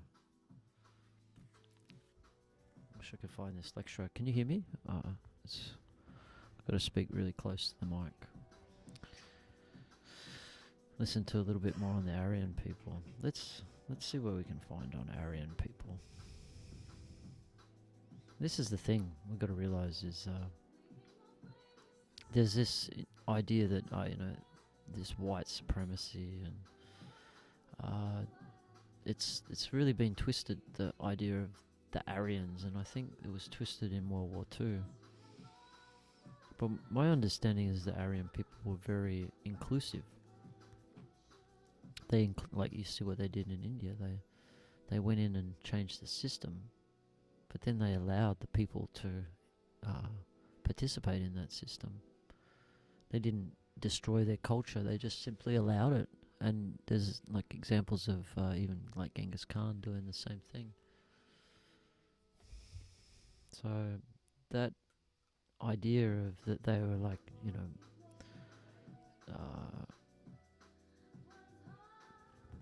what would you say, that they somehow judged other cultures. I don't feel that was the case. They may have felt that they had a superior culture, but they allowed others to practice their culture. It's almost like when you're got nothing to fear because you're confident in yourself or your system, then you're willing to allow other people to practice their own cultures, because the best culture would win, really. And maybe that's where things go wrong, is this idea that we're not so confident in the way our culture is, so then we get rid of everyone else's culture just in case theirs is better. Yeah, it sort of makes sense. It's sort of, you become protective of your own culture, and that protection causes you to fear others. It's a sort of thing like, what comes to mind is the idea that you, when you have a girlfriend, and that girlfriend wants to go and talk to other men, if you don't have that confidence in your partner, that loving connection, then it becomes a problem. So you've got to have that immense stability for freedom to exist. Like, there has to be trust, there has to be just confidence, being confident. Here we go, here's a good one. The spread of language in Eurasia. I haven't listened to it yet, but let's go.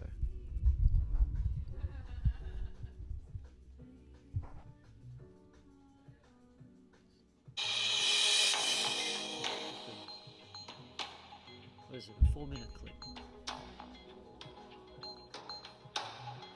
I'm not sure. Oh, okay, so it's more a video showing the time and how the languages moved through the world, through Europe and Asia. White mummies in China. Let's have a look at this one. Blonde mummies took care. Oh, I love this guy. Survived the jibe. European explorers began discovering mummies in the arid Tarim Basin in northwest China. Not everybody believed the early British reports of Caucasian mummies, but then more were found.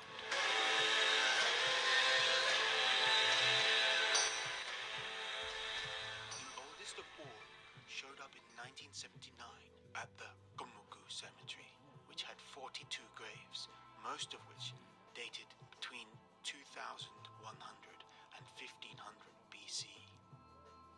There were two types of tomb at the site, belonging to two different time periods. The strangest thing about the mummies is that they were white people. The oldest mummy is called Lulan Beauty, and she was a white woman who died 3,800 years ago in China. The oldest ones from Gomuku were Caucasoid, but other cemeteries, such as at Yanbulak, contain more recent burials of Mongoloid Asiatic peoples. More than 30 mummies were found at the Bronze Age Zhaohe tomb complex in an oblong sand dune. The complex contains about 330 tombs, about 160 of which have been violated by grave robbers. Some Tarim Basin burials are in boats, despite the absence of water. This resembles burial customs among the ancient Nordic peoples. This one is known as Jia Chen Man. Notable for his red hair, his stature at nearly 2 meters tall, and his European-style tartan trousers, which were the oldest ever found, until another pair of trousers was found quite close by, which are 400 years older, making them over 3,000 years old. Trousers were first invented by early Indo-Europeans of the Eurasian steppe, so they could keep their legs warm while riding the first domestic horses. analysis of the mummy's woolen garments reveals a typically European tartan-like pattern, which the Chinese did not use, and that it was made from a kind of wool typical of European sheep. Chechen man's clothes closely resemble fabrics from the Hallstatt culture of Iron Age Central Europe. The bodies are well preserved due to the dry and salty conditions of the desert. Some of the bodies had symbols painted on them, such as these on Chechen man's face. This woman was tattooed. Quite similar to later Scythian women who have been preserved, such as this reconstruction of a Siberian Scythian woman. One of the mummies shows evidence of having undergone surgery with horsehair used for stitches.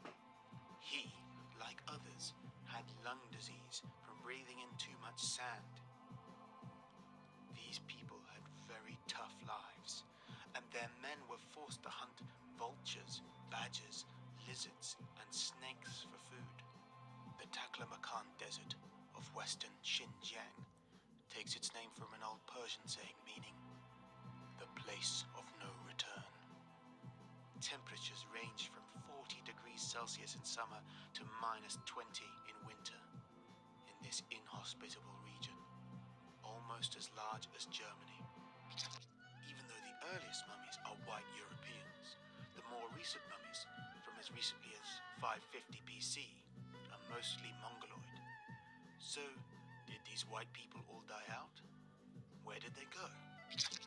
The answer may lie in medieval Chinese manuscripts.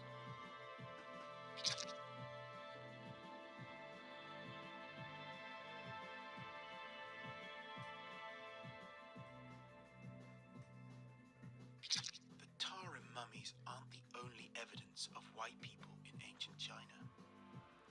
In 1907, the German scholars Sieg and Müller identified a newly discovered language from Tarim Basin manuscripts of a people the Turks referred to as Turu. The Germans incorrectly identified them with the Tokhari tribe, who were actually an Iranic people. But more about them later. Nevertheless, we call the language Tokharian, even though that is wrong and it is not Iranic at all. For the rest of this video, I will refer to the speakers of this mysterious language as Tokharians, but not the actual Tokhari. The manuscripts reveal three divergent languages known as Tokharian A, Tokharian B, and Tokharian C, all dated from about the 4th to the 13th centuries AD. They belong to a unique Indo-European isolate family, distinct from any other Indo-European language, even the East Iranic languages of the Tokhari. Tokharian A and B diverged from Proto-Tokharian sometime between about 600 and 100 BC. These languages indicate that people were isolated from other Europeans and to a less degree from each other for a period of time. It is tempting to assume Tokharian is an isolate that developed in China, but we can't fill the gaps between the late Neolithic, when Proto-Indo-European was spoken, and the medieval times, when Tokharian manuscripts show up. So what do we know about the so-called Tokharians then? Here's a famous wall painting of Tokharian princes from the cave of the 16 sword-bearers in the Tarim Basin, dated to 432 to 538 AD. You can see their colourful European hair. Contemporary Chinese sources also refer to European-like people in Western China. These barbarians of Yekin have deep-set, bright amber eyes, roundish ears, and narrow faces. Their place is high, arid, and distant. The king is called Son of Heaven. The number of horses in the kingdom for riding and pulling chariots usually amounts to several 100,000. Its people have pink skin and are used to shooting arrows and riding horses. They are the tallest among the barbarians in the western region. Those barbarians of today who have blue-green eyes and red beards, whose appearance is like that of the rhesus monkey. Its king is called Americ. He has 6 fingers on each hand and 6 toes on each foot. If one of his children does not have 6 toes and 6 fingers, he will not raise it. When they have children, they compress their heads to make them narrow, and they tattoo their bodies and have blue eyes. Their king's surname is Pai. Min personally led the people of Zhao to butcher various barbarians. They slaughtered all of them without discrimination of social status, gender, or age. The dead were more than 200,000 in number. He put the bodies outside where they were eaten by wild dogs, jackals, and wolves. At that time, more than half the people with high noses and thick beards were massacred. While these accounts certainly refer to white people living in Western China, it is not easy to tell if they refer to Tocharian or Iranic people. Tocharians were Buddhists, and therefore had a religious connection to India. The Tocharian A word, Arsi, means ordained beggar monk, as a noun, and Aryan as an adjective, and is derived from the Indo-Aryan language Prakrit. Therefore, Tocharians literally called their Buddhist monks Aryans, at least in Tocharian A, which might have been their liturgical language. It was spoken in a town known as Arshi in Tocharian, derived from the Sanskrit Agni, who is the Hindu fire god. So, some people want to call Tocharian A Agnian, but we don't know what it was actually called by those who spoke it. Tocharian B speakers were the dominant population of the Buddhist kingdom of Kucha, and natively they called the language Kuchian. So did the Tarim mummies speak Proto-Tocharian when they were alive? I don't think so. The thing is, we actually have accounts of Iranic-speaking peoples living in Western China before Tocharian manuscripts show up, which makes this a bit more confusing. The Uesi were an ancient Iranic-speaking people. Now, Iranic does not mean they come from Iran. Rather, their language is related to Iranian. As I explained in my Aryan invasion video, the Proto-Iranic speakers were white European people living on the Eurasian steppe, and some of their descendants, Iranic-speaking steppe peoples like the Scythians and Uezi, were also white, or at least they had European ancestry. Busts from Uzbekistan reveal the obviously European phenotypes of the Uezi. The Uezi were closely related to the Scythians in all respects. From Fergana to Persia, although their forms of speech and their customs are generally the same, and they can understand each other. These people have deep-set eyes and a lot of facial hair. They are very good at business and wrangle for every money. Much of what we know of the Buddhist Yuezhi kingdom comes from Buddhist scriptures brought eastward into China by Yuezhi translators who translated ancient Buddhist texts into Chinese and thereby accelerated the development of Buddhist philosophy in China. In the first millennium before Christ, the Yuezhi had inhabited the western part of Gansu province in China, which is about 500 miles east across the grasslands from where the Tarim mummies were found. One of the main Yuezhi tribes were the Kushans. In the early 1st century after Christ, the Kushan prince, Kujula Kadphises, united the 5 Kushan divisions into a confederation of which he became emperor. He broke away from the control of the Hellenized Bactrian dynasty to the south and founded the Great Kushan Empire, which encompassed the Sogdians, who I will get to later, and spread all the way down to India. Manga fans may recognize the name Kushan from the Berserk series, in which there is an eastern empire called the Kushans, led by Ganishka, and this character is based on a real Kushan king called Kanishka, who was actually Kukula's great-grandson. In 1979, a Buddha statue was found dating to the 4th century. Kanishka, who was actually Kukula's great-grandson. In Looks like damn 1979, a Buddha statue was found dating to the 4th century, and it was made by Yuezhi immigrants from Kushan.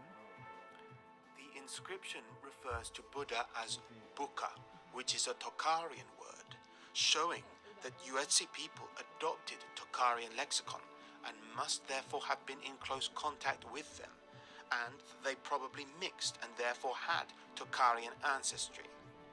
The Yuezhi are often conflated with the Tocharians, even though, as I said, Tocharian is a completely different language to Iranic. The Greek Strabos, Geographica, written in the 1st century, related that the 4 nomadic tribes that took Bactria from the Greeks were the Asi, the Gassiani, the Tokhari, and Savarauli. It is likely that one or all of these were Iranic-speaking Yuezhi, but it is perhaps possible that one may have spoken Tocharian, but not the ones called Tokhari, because that referred to a Yuezhi tribe and not the people we now call Tocharians. Anyway, as far as the Chinese and Greeks were concerned, they were all just nomadic barbarians. The Lower Tarim was part of a kingdom called Kroraina, known by the Chinese as Lulan Kingdom. The Han Chinese Emperor Wu invaded and subjugated the area in the 2nd century before Christ. This is the same area the ancient Tarim mummies are from, and some people think this area was home to Tocharians. The art of Kroraina certainly shows Western, mainly Greek influences, but the administrative language of the region was not Tocharian, but Gandhari Prakrit, which had been imported to the region along with Buddhism from northern India. The Buddhist pilgrim Faxian, who stayed in Shanshan in 399 AD, described how the people there practiced the Indian rules and customs. So even if Kroraina had been Tocharian, it was heavily mixed with various Indo-Iranic Caucasoid peoples by then too. Documents from Kroraina also show that Sogdians were present there by 313 AD, and by 664 AD, a Tang Chinese Buddhist monk, Zhuanzang, mentions a place there called Nafupo, which could derive from a Sogdian word, Navapa, meaning new water. Sogdians were another ancient Iranic people with possible Tocharian ancestry. They also mixed with their Scythian neighbors. Their homeland, Sogdia, or Sogdiana, included parts of modern-day Kazakhstan, Uzbekistan, and Tajikistan. Their culture lasted from the 6th century before Christ to the 11th century AD. At various times, they were under the influence of the Persians, the Greeks, the Kushans, and the Chinese.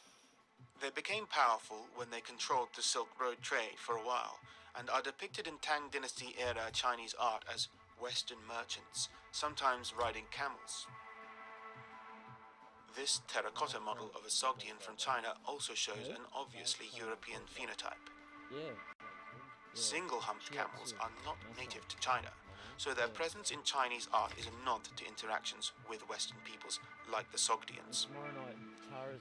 Even the native Bactrian camels only live in the arid regions of Western China, where Sogdians lived.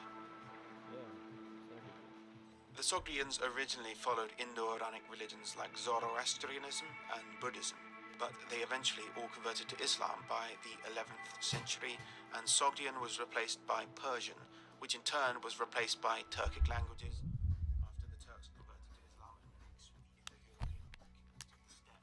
Alright, that's enough of that. Yeah. Do you want to join? Do you want to?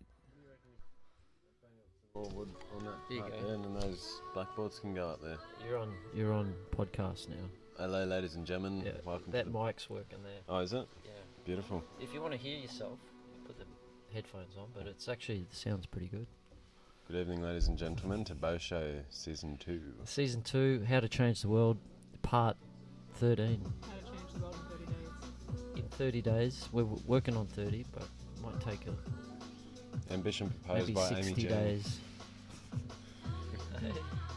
We've got Amy behind you, behind the camera. Behind the scenes. Doing a beautiful See this. clay headpiece, which looks like There it's you go. been carved from the ancient depths. There you go, look at the Oh, art just piece. covered. Oh, yeah. There we go.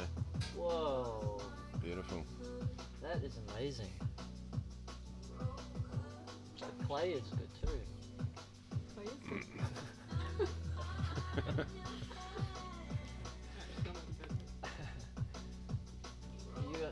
on the screen? Look at that. That's me. I can just see smoke. Half the dragon. Where are you? Are you I'm behind? hiding. me? You got to come left. Actually, that's the job for tomorrow. Is get another camera set up. Maybe facing here, facing that way, so we can capture the guests. Now, I'd like to have a camera that you can actually show the what videos are playing as well. I got a GoPro you can have, Boh. Yeah, you said that. Yeah, I'll get it out for you today. That'd be cool. And you can direct live stream with it. I'm pretty sure you can. Yeah, nice. Can't see why not. But yeah, it'd be good to get you capture you. Oh, there you are. Sweet. Ooh, ooh, hello. Then I've got to like sit in this way. Doesn't work too We'll well. be leaving shortly though. Yes. Yeah. So, what's news? The circus. Just The got back from Carnydale Circus. 2 weeks of joy. And bliss. Yeah. And what was the highlight? 2 Argentinian performers which showcase love by dancing. What would you call it? Trapeze? Straps, it's called. Straps. Were they Aerial French, straps. right? Aerial The straps. French couple. Yeah. Yeah, sorry, the French couple, yeah. Yeah, that was amazing, right? Yeah, so good. Yeah, it had me in tears. Yeah. Yeah, it really Yeah. touched me. It was beautiful. Wow. Yeah.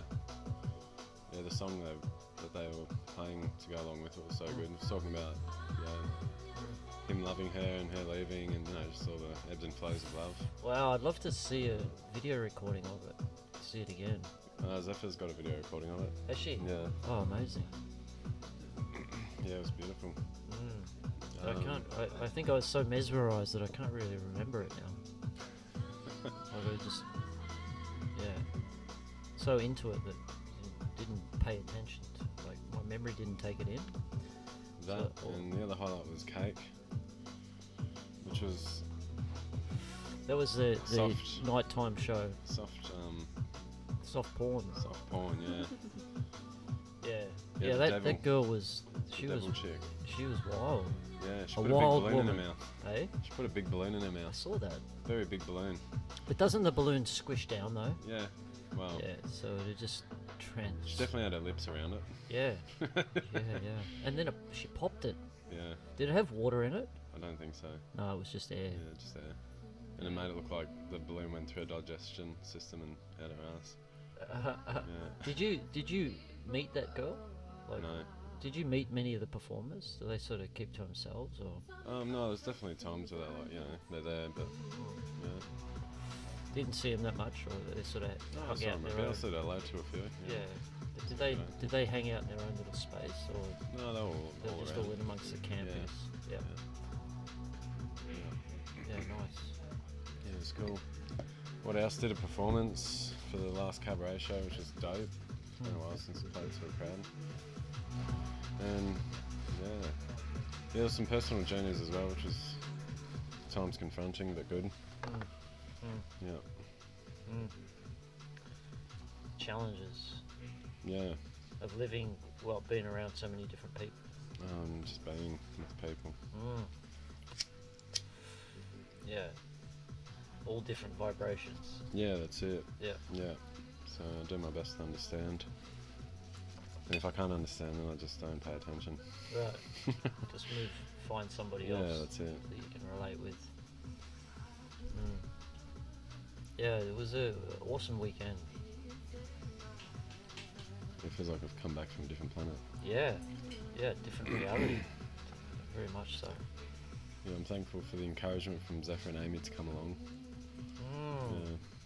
Because I wasn't going to go originally. Right. I wasn't keen. Yeah. No, I highly recommend everyone to attend it. But Amy and Zephyr encouraged me, so yeah, thankful. Nice. And you had a good time, Amy? Yeah, it was alright. Yeah. Yeah, had its moments. Challenged, like the working was harder, like working. No, mostly Volunteer? just being around people all the time. Right. Yeah. It was confronting. Yeah. And such big energies as well. Yeah. Everyone's like very out there. I mean, I just can't hold conversations when there's just so much going on. I had like the best connections with people when I was saying goodbye at the end. So I could finally like True. just talk to the people I love without there being all this shit going on around me. Yeah. Yeah. As soon as there's like too much going on, I'm just in like nervous system heightened Bit overwhelmed, overstimulated. constantly. Yeah. Yeah.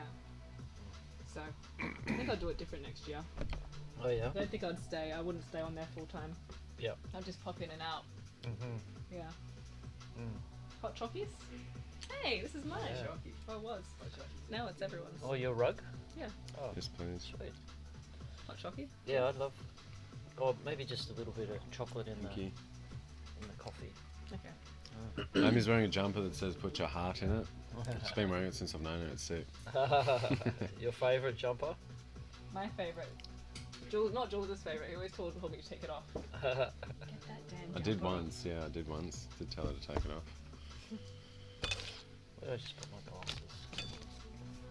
So, how to change the world? How do you think we should change the world? What's one thing that we could change? Be a good cunt. And that starts with common courtesy Yeah. and the Sure. basic things like dishes, lining up to go to shows, not pushing in, Yeah. just considering other people. Yeah. And this is something I see everywhere, like Mindful Circus, the train station. Everyone just fucking pushes in at once, a lot of the time. So just basic things like that.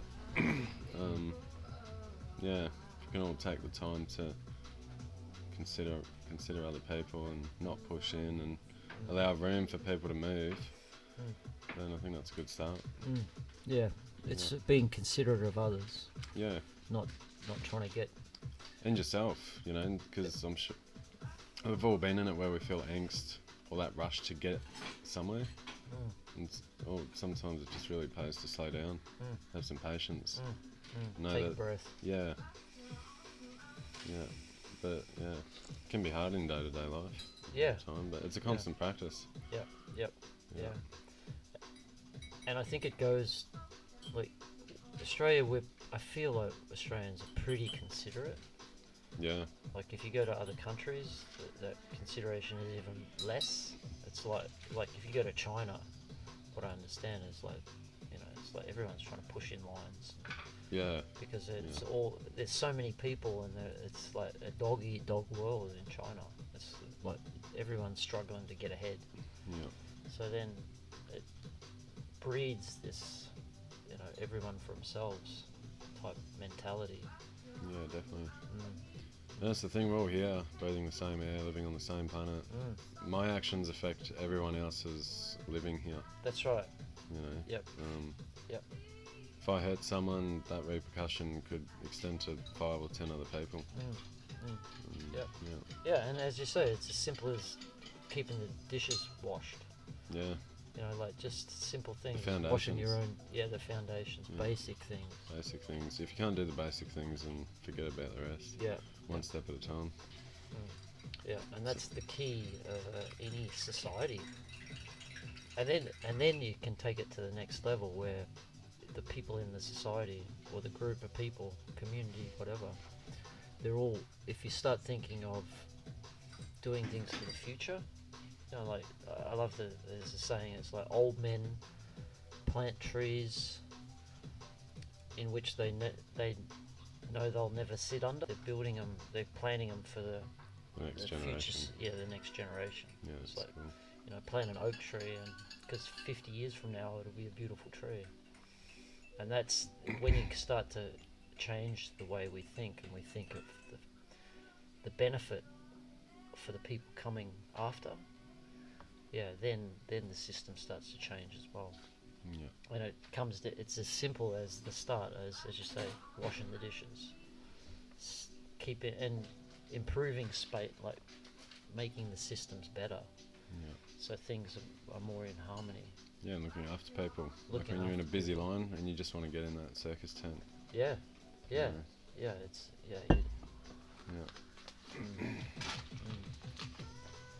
But yeah, we have to teach people that again.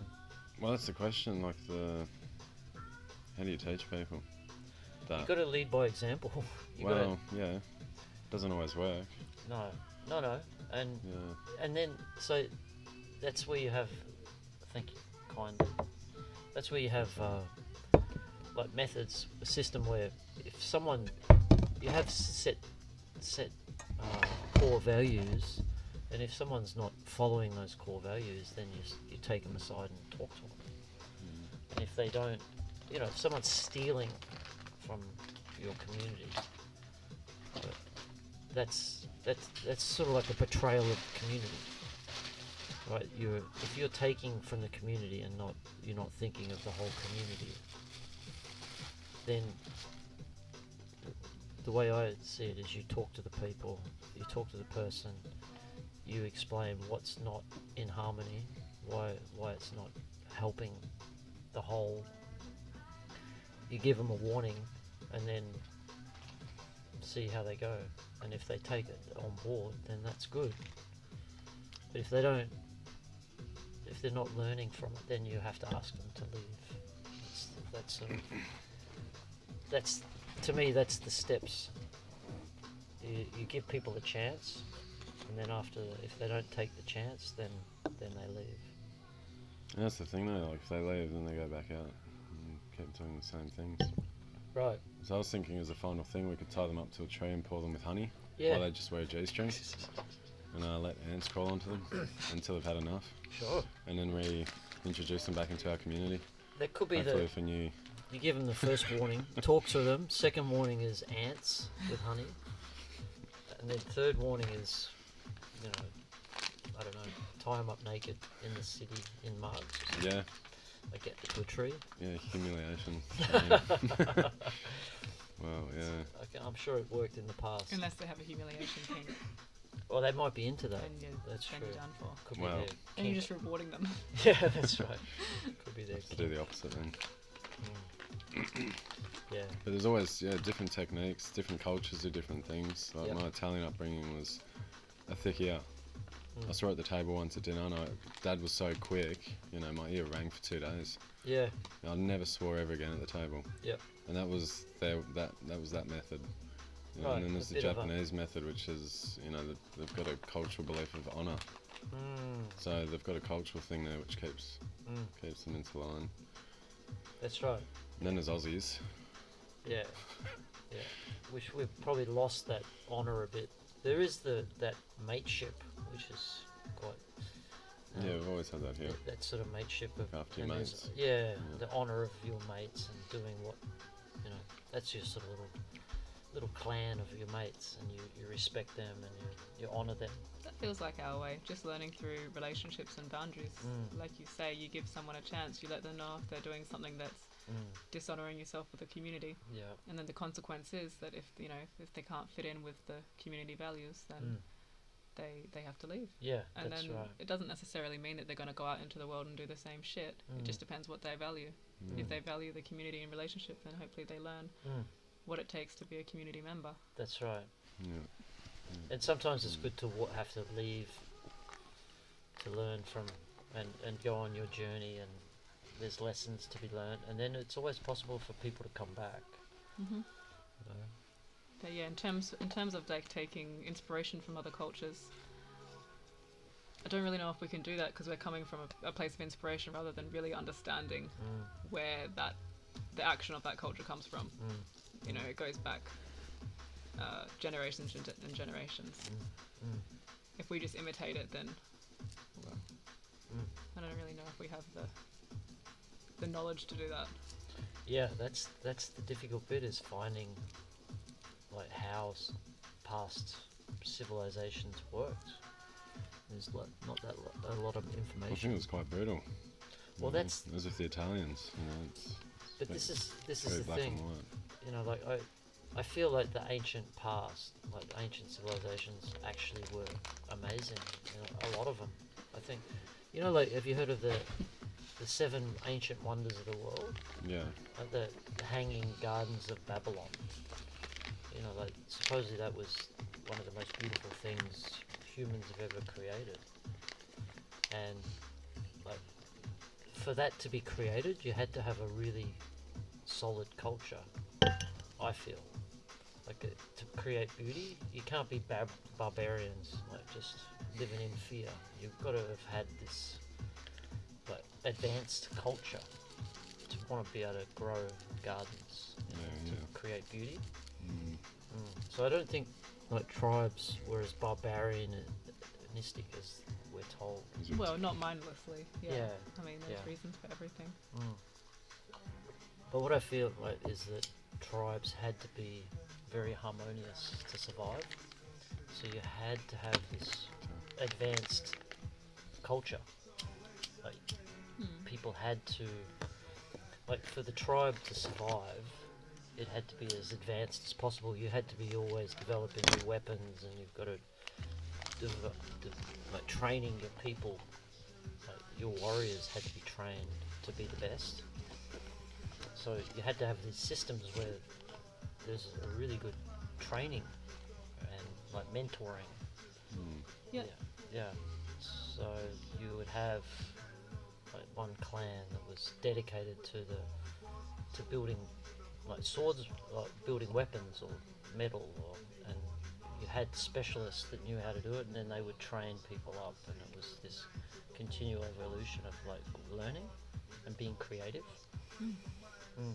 I feel that's how it was. So, yeah. If we want to learn from tribes, why don't we invite some elders in and have them tell us what they can, Exactly. Yeah. rather than reading from other people's interpretation of them. Yeah, I think what it is there's tribal life has been throughout the world, and there's really good bits of every different group of people.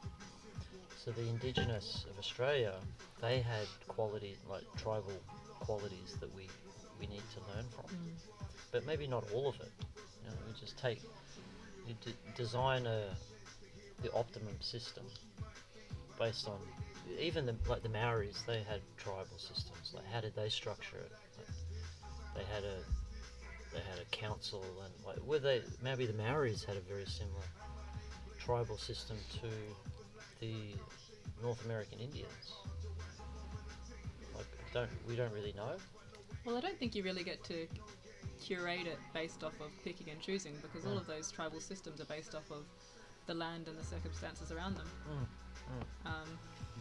So maybe in a couple of hundred years, Australia will be, or white Australians will be old enough to have developed their own tribal system. But I mean, I guess at the moment our system is it's the capitalist system. Yeah. Well, but you want to lead the way and see where you can bring in more. Back to the basics Yeah. again, because I feel like this current system is not working. It's in the wrong Of course direction. not. Yeah. Well, then why not strip away all of the buildings? You just get a bulldozer in, take everything away, and then we're forced to recreate it based off what's around us, rather than. I mean, so far we're taking inspiration from our capital world with our advanced homing. So Yeah. I feel that we're so isolated from each other now that you have to actually come back and start again, because we're all so damaged in a way. We've lost those abilities to be able to live in community. And it's interesting, like you guys being at this circus fest, like that was a form of community or a tribe, and it was full on for 2 weeks. Yep. Like that's being thrown into that world. There's a lot we have to relearn, dealing with all these different people with different energies. But I think in the past we naturally did it. It didn't bother us as much because we were just used to being around all different types of people. Yeah, at times. Right.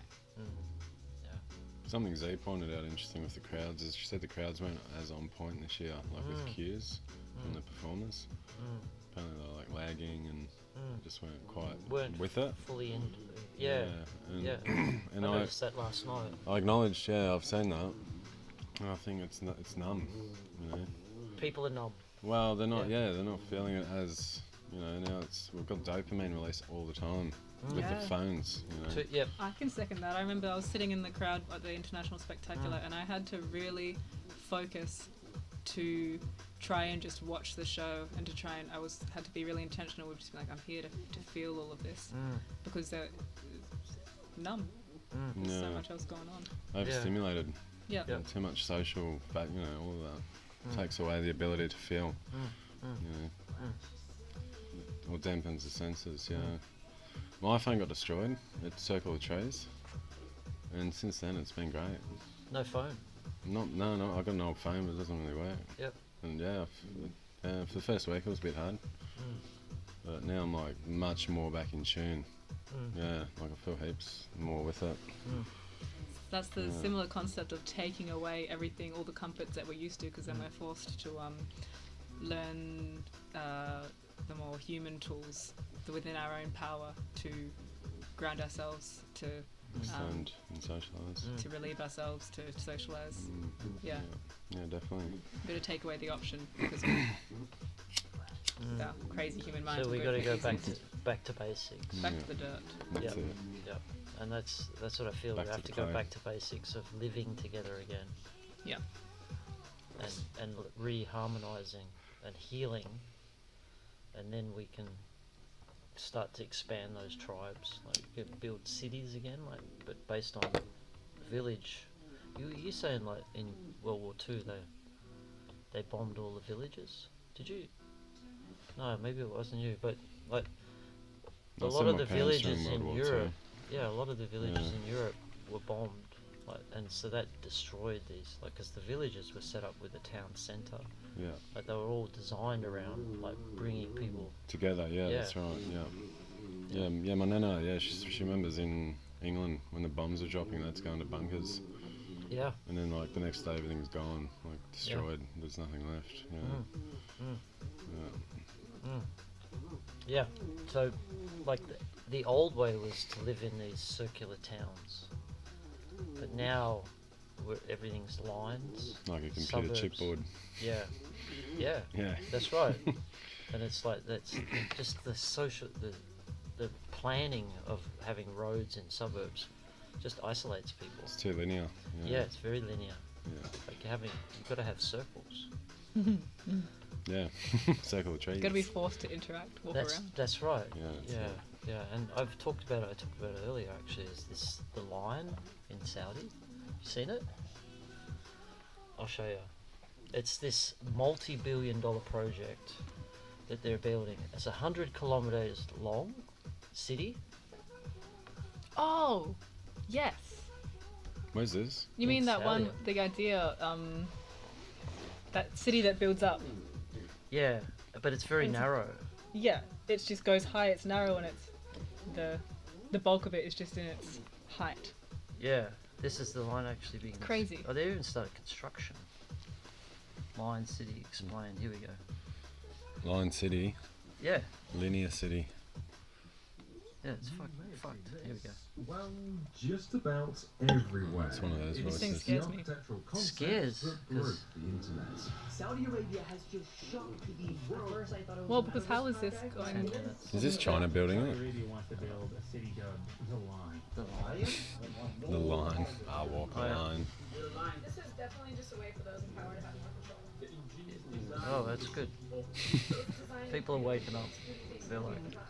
The Line is a 170 kilometre long, 500 metre high, 500 mirror metres city high. in the desert. That's hectic. That either represents the cutting edge of architecture or a Architecture. grim dystopian future, depending on who you ask. Who you are. But what exactly is the Line? How would it Imagine even just work? that they just have line And after what can line. it teach us about our cities Everyone's today? isolated, and they can just lock you down in your little...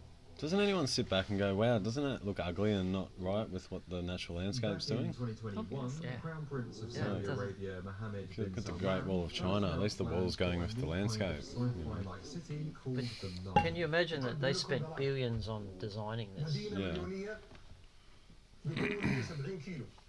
It's part of NEOM, the kingdom's new nation-building megadevelopment that will stretch across Cookie. 26,000 square kilometres of desert. The mine's been pitched as a futuristic eco-city north of the Red Sea And with someone- no cars, no streets and no carbon So it's a emissions. city, yeah, The right. Saudi Okay. government says it will create housing for more than 9 million 9 million people. people, that's a And lot leaked of people. documents Horror reportedly city. show ideas Yeah. for everything from robot maids to an artificial moon, flying cars, What the and fuck? just about everything else from the Jetsons. Yeah, right. Think Dubai on steroids. Well, I mean, Yeah, it grab us looks some gardens. like It's gonna be something alright. like science fiction, but I believe that's the intention. It He's is got lots of an circles. impressive, PR A circle on his head. Yeah, he's got rings. Circles The everywhere. intention is And not to be impressive. The intention is to be his club is circles. So someone said what would happen here though is like everyone would be in their own class. Like you'd have the wealthy section, you'd have the poor people's section. Yeah. Sounds about right, yeah. Yeah, Something from a dystopian movie. Instead of just having everyone on the same thing. that's right. Yeah. Yeah. Going back to what we were talking about before from stripping back, it was really nice a couple of years ago, or last year in Denmark when those fires went on and the whole town had to evacuate.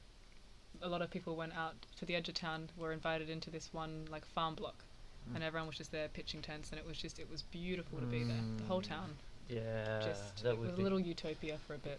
You didn't want to leave. Was that how it was? You didn't want to leave. You didn't want to leave because it was so Wow. beautiful. Everyone, Yeah. like town in crisis. Everyone just came together and looked after each other. It was beautiful. Yeah, wow. And then even when the fires were done, everyone was like, Yeah, let's It's do gonna this. hang Let's around for a do few this more full days. time. Yeah. Yeah, wow. It's like that in Victoria with Black Saturday, 2009. Yeah. And that's the some people have said that like for people to come together again, they need to have an emergency. There needs to be some crisis that pushes us in. Catastrophic. well, I mean, it's Yeah. happening everywhere. Yeah, Here. it is. Well, I mean the cost of living here, accommodation shortage. The Yeah. floods and fires Right, on the it's- east coast have been pretty devastating. Yeah, Yeah, it's Yeah. been hectic over there. yeah. So the pressures are already coming together, Mhm. you know, and it just people being lonely as hell as well. Yeah. It's like we've reached this crisis of loneliness for people. But not everyone is going with it. We've got our circle of people. Like the amount of people at the circus today who, you're walking around and you're asking everyone, so, what's next for you? Where are you going? Almost every response was, yeah, I don't know. I packed up my home when I came to the circus and I don't know where I'm going now. Whoa. Don't know what's happening. We're all just like That's true. I spoke to a few nomadic people. homeless people. Yeah, that's waiting for something. Yeah. Good thing Mindful's just 2 minutes down the road. Yeah. Yeah, that's Carolina was the same. She's like, oh, don't know what I'm doing now. It was the circus festival. That was the Everyone next- did that for a little networking thing to see what's Right. going on next. Yeah, that's right. That's what she said. She was hoping something would come up. Mm. Yeah. It's cool. Yeah. I've noticed to get more and more, like, when I was travelling the east, like, hanging out in the car parks and stuff, the amount of people I'd meet, like, younger than me, just living out of cars, station wagons. They've Whatever been- you can now. Yeah. So everyone's getting mobile. It's People. $400 a room Yeah. over there, you know? Yeah. Yeah, you know, If you want to keep up, you got to work. But even then, it's getting pretty hard. Yeah. Yeah. So, So we'll just- be forced into something, you know, Forced into back to the communities. dirt. Yeah. Got no choice. So that's that's what I'm gonna make happen is that like we find enough funding to actually build a proper tribe. Like we set it up, we have enough money to be able to build these little clans, fully sustainable.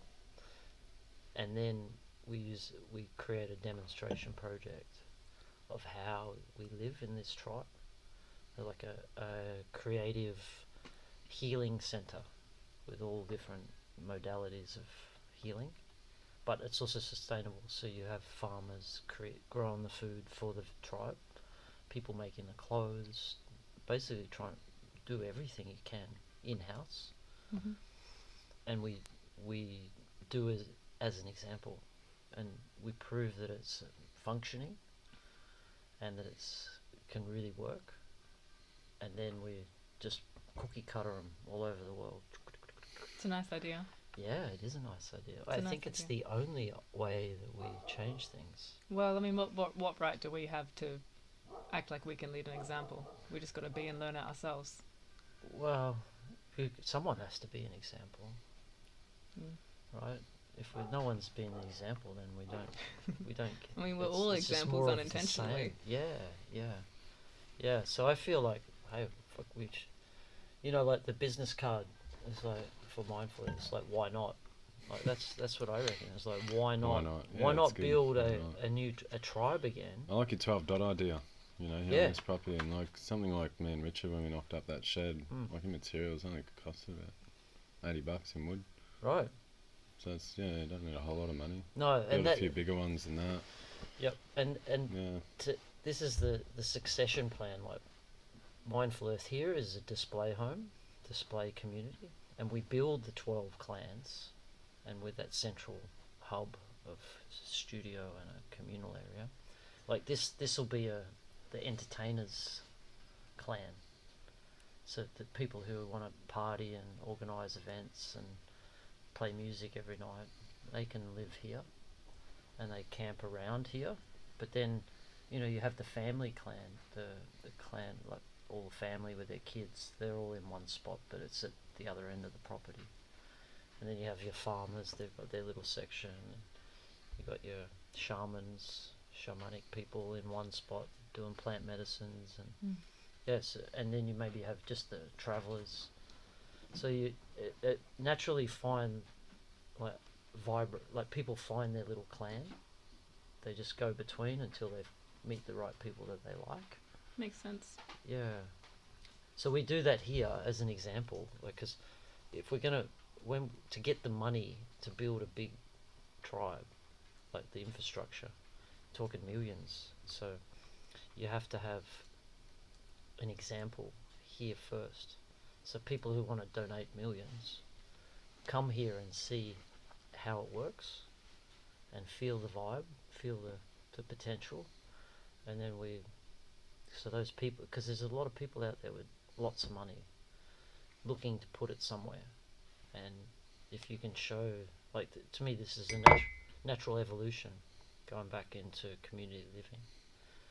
So we just get those people with the funds, they come and stay, they feel it out. So that's why it's important to have this place functioning to the best of its ability.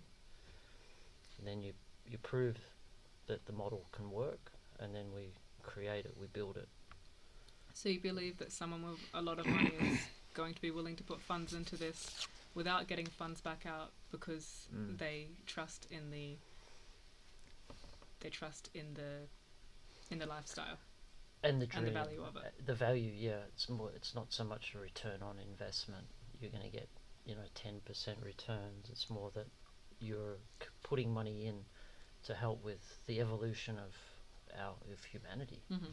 It's like coming back into that tribal system. I mean, well, it happens. That's how a lot of sustainable and long-term communities work, right? It's usually one guy has the money, buys the land, sells it to people, keeps it going. Yeah, you need to have that money, because at the moment, like, I see eventually this will generate its own income. Because if you've got 100 people here living and creating, like if you're being able to make pottery every day, right, that's your income stream. You get to do what you love. You have 100 people doing that. Like Jules, you could be organise an event once a week and having live music, and like that could be your income stream.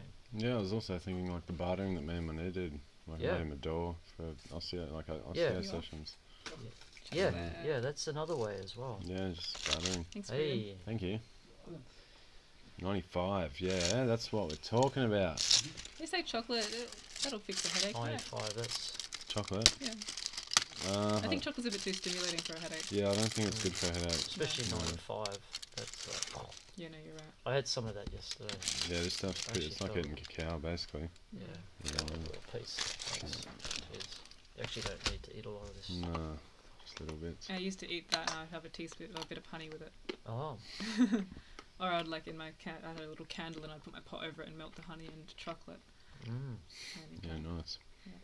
That's a good idea. So good. Yeah, so that's my that's where I'm at now. Like that's where I'm pushing, and that's why I'm doing a podcast. It's like, let's talk about how we create at first a demonstration project, like on a larger scale. You know, not talking communities of 50 people, but talking a community of 1,000 people, all coming together. And then you create this. It's a sustainable space. So if shit goes down in the world, if there's supply shortages of food or whatever, you're untouched because you've created that sustainable system. So you've already grown all your own veggies. You have a seed bank. You've got all your ducks in a row. You generate your own power. You make your own diesel fuel. You do. So as the outside world, maybe it starts to fall apart, right? You become this hub of, like, not just for the tribe, but also the surrounding community. You can provide vegetables. You can provide clothing. You can provide all these different things that can then move out into the outer regions. You can do your own electricity. You could make hydrogen. You could make methane. There's all these different things you can do when you have people, right? Like you can't grow food for 50 people if there's only one person in the garden. You've got to have a team of gardeners. You've got to have a team of like people for the horses, for the sheep, for the cheese, making cheese, like all these different skills that you could produce everything, I reckon. Almost everything. Maybe not electronics, but all the core stuff you can create. Maybe even get to the point where you make your own guitars. You know, there's one person that specializes in guitar making. Yeah, I think in the event of the world, like the system collapsing, I don't think we'll be doing all of that. Making guitars? No, I mean, from like the community heavily depends on everyone to be on the same page with functioning, the bartering, the knowledge to do things. So if we're all like set up and say we've got 300, 400 people here, and it's all going well, we've got our 12 units, everyone's in their own thing. If the outside world system collapses, all of a sudden you got 2.8 million people in Perth that just suddenly want to come and stranded. Their survival kicks in. They'll be coming straight here to get things. Yeah. You know, That's true. Be nice if they all just came in and fit in. Yeah. You know, but and that would be the great way, is to plan to accommodate anyone who wants to come. But I think we definitely depend on the world functioning. Yeah, but there might be times when things fall apart for a month, or, sure. you know, until things get back together. I think it's something we have to be. That's like, there's a lot of benefits to community, but like that's just one of the pluses. For sure. Being sustainable. Yeah, definitely. In case things fall apart. But if it doesn't, you still got this beautiful community. You've got a place for kids to grow up and be educated. Yeah. So you're creating these beautiful kids that are as undamaged as possible when they come into the world. Hey, I saw you talking to Paddy today about he had his rods and stuff. Again, he was just telling you where the fresh water was or something, was he? He was showing me there's this like energy center point that he's found near your cabin. Yeah. And he wants to build a rock circle. Yeah, cool. Like a Stonehenge type thing. Yeah, nice. Yeah, he's lined up where all the lines come into it. Yeah, it's quite fun, really. And then maybe we'll build a pyramid over it. Yeah, sweet. When I went to Nana, Blackwood Studios, there's two old guys called Paul and Ed, and they've built a pyramid on top of this like stone wall, and they're growing weed plants in there. Sweet. And they're comparing how quicker they're growing in there compared to the ones outside, and it's like double the speed in the pyramid. They've got a crystal on top of the pyramid and everything. Yep. Little rose quartz there. They're like mad trippers. But sweet. Yeah, it was cool. Yeah, proper pyramid. You go in there, it's like, yeah, wow. Yeah. Yeah. Well, if you listen to Paddy and like he said, the energy line, that tree next to your little shack. Yeah. The way it's growing, it's in a negative energy line. Yeah, I heard him saying that. Yeah. Oh, you were, because you were there. Yeah. Yeah.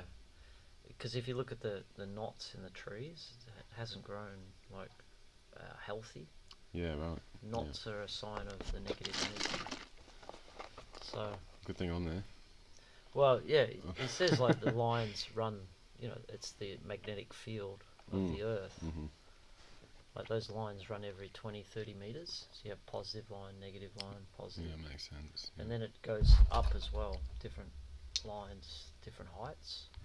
And he was showing how you can see the way trees grow. Like if they're growing in a negative line, they'll grow and then they'll grow out to the side to try and reach that positive energy line, which is really fascinating. And he said that the lines, like the energy lines, actually move over time as well. They're not stationary. So a tree could be in a negative energy line or in a positive, and then that line will move to negative, and then it'll start to die. Yeah. So it goes in line with the pyramids. Like the pyramid is designed to pull that energy in, and that's probably why the plants are growing so much better. Yeah, gotcha. Harnessing energy. Yeah, this energy that we don't really know. Like, there's no, like, science doesn't acknowledge that it exists. But the people do. It seems to be, yeah. There's a lot of people that align to this. There's some, energy that we, like, and the idea is that energy, you can harness it and create free energy. Like the energy that the Earth's lines or something, that you can somehow capture it and use it for your own energy. Sounds good. Fuck yeah. You done? Yeah. You going to bed? Yeah, it's time for me to go play some guitar to the stars. Sweet. Maybe hang with the horses for a bit and then bedtime. Nice. Who said that? Did you get much done, Amy? Yeah. Well, it's such a slow process. So most of my time today was spent digging into her mouth. Oh, wow. And like hollowing out her mouth a little bit. Wow. That's really cool. Is it based on any design, or are you just like... Just trying to make a face for the first time. Wow. And just like trying to make it, accurate to... As realistic. Yeah, that's it. Yeah. Yeah. So just touching my own face. I think your lips go like that. Yeah. Looking around at people's hairlines. Getting the proportions correct. That's it, yeah. Yeah. So yeah, no crazy like artistic ideas or influence right now. Just wow, carving a face. Have a look. It looks pretty cool on camera. Maybe. Yeah. Have you seen Queen Nefertiti's bust? No. Let me show you Show that. me. It's like it was dug up. It's a statue of Queen Nefertiti of her head. Good night, beautiful people. See you, Jules. You've done well, man. You've done well. You've been up all night last night. Yeah. Yeah, I kept getting I've been up all night.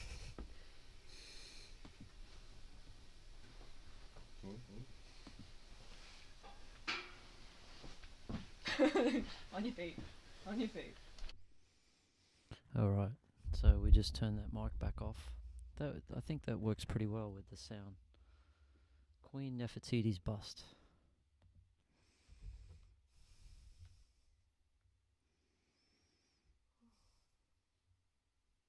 I've had such a great weekend, and it's pretty cool to be. Like, I went to bed early on Saturday night rather than partying all night.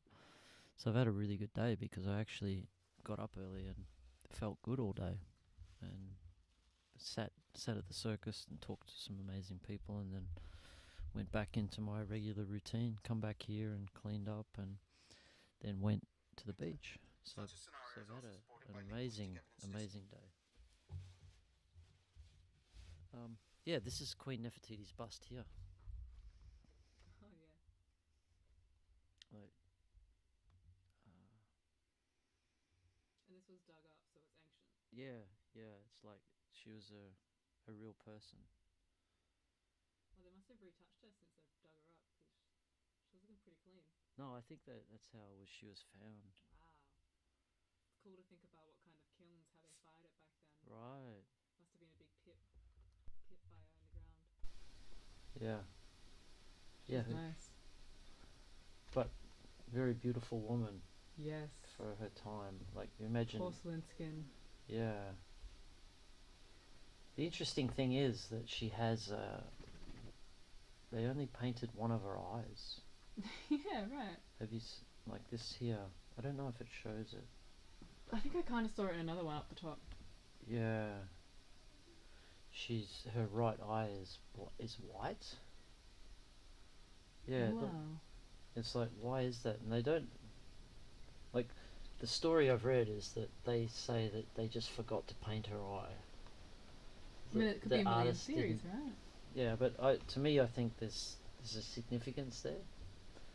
It could either It's represent her left something, eye. Yeah, that's right. or she just literally Yeah, maybe she came out was of her eye one-eyed. socket. Yeah. Totally. Or yeah, she was some kind of. It's got some kind of shamanic meaning. Yeah, yeah, yeah. It's really interesting. Like Odin, he's a Norse god, and he gave his right eye for spiritual wisdom. Yeah. But this is her left, so I don't know. Anyway, are you gonna paint? Are you gonna paint, skin color it, and? I don't know yet. I've got to work with the confines of the materials I have available. Right. So whatever glaze I can find. Oh yeah. And figuring out how to make that work. And get the right skin tone when you glaze it, right? That's yeah. It might have to be, and it ended up being like a mostly a raw texture with a couple of highlights. Okay. Because I'm still learning how to use the glaze and stuff. Yeah, right. It's a whole different medium. You fire it once and you chuck the glaze on there. Yeah. You fire it again, you don't know how the glaze is going to turn out. It's not very accurate. Most of it's up to the glaze rather than the actual person. Right. Putting it on. Yeah. Okay. Yeah. You know, there's a little cafe in Augusta, and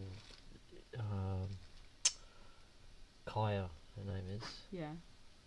She's from Perth, and she set up this little cafe just on the corner, and she's got a pottery studio in there.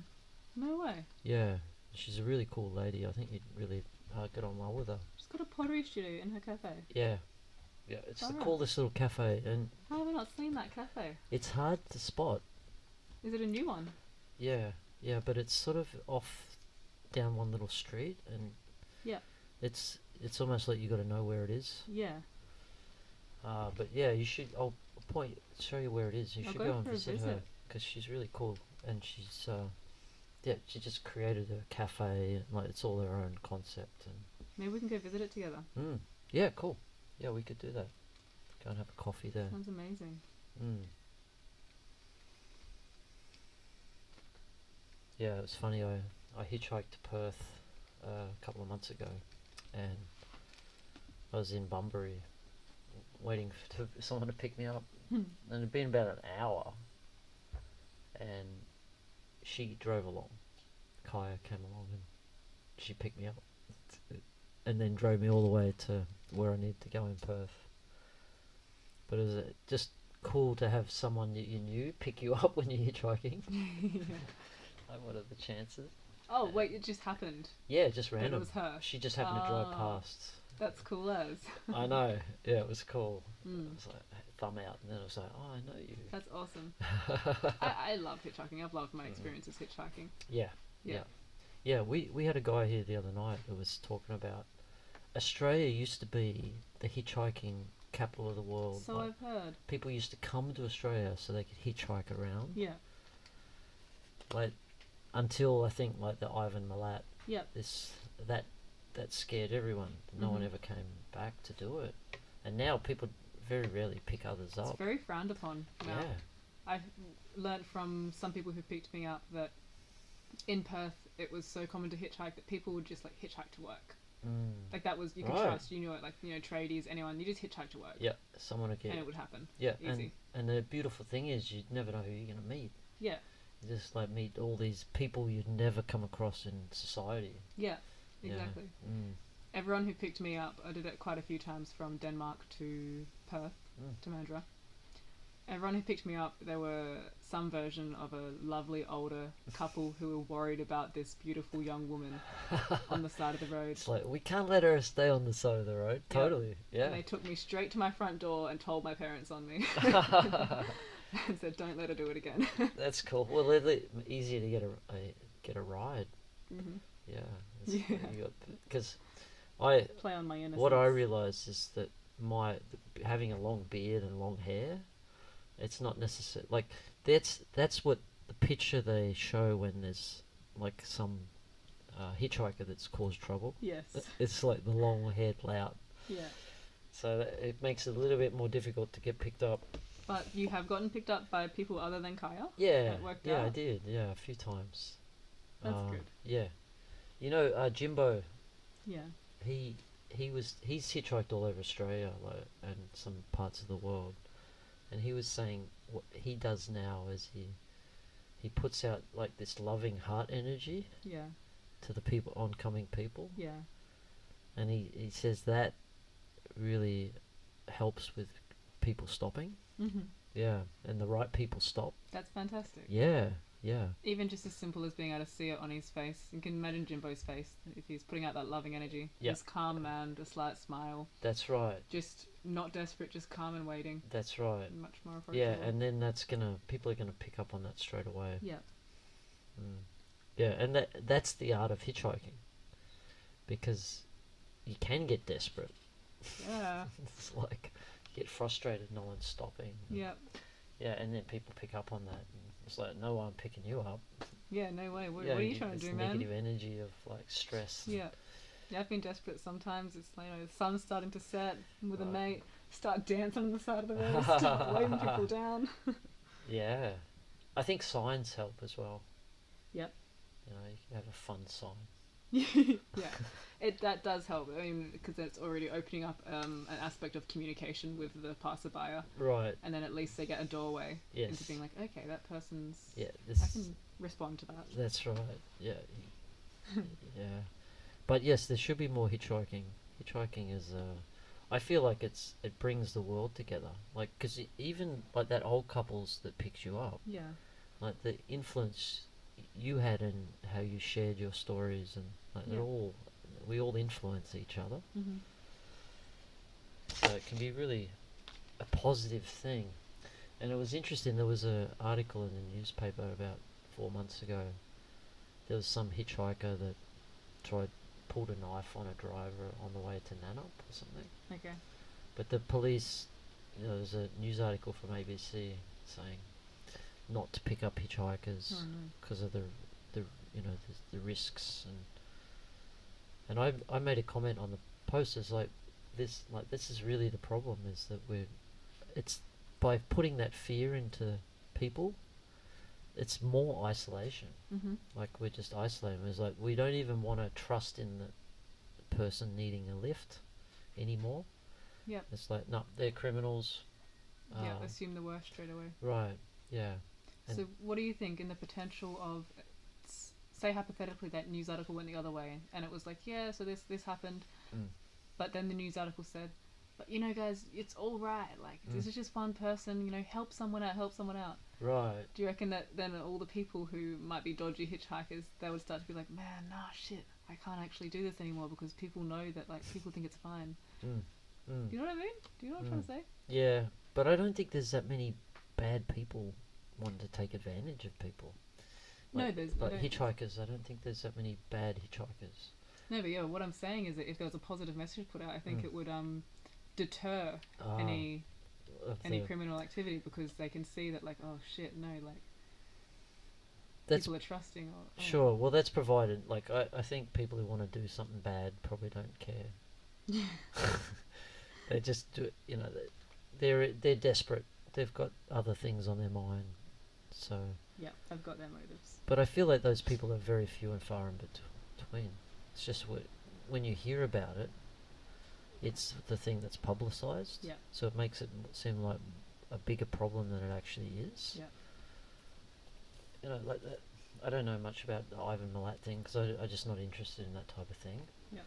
But the fear that put into people It's sort of like with Jaws, you know, like the movie Jaws. Yeah.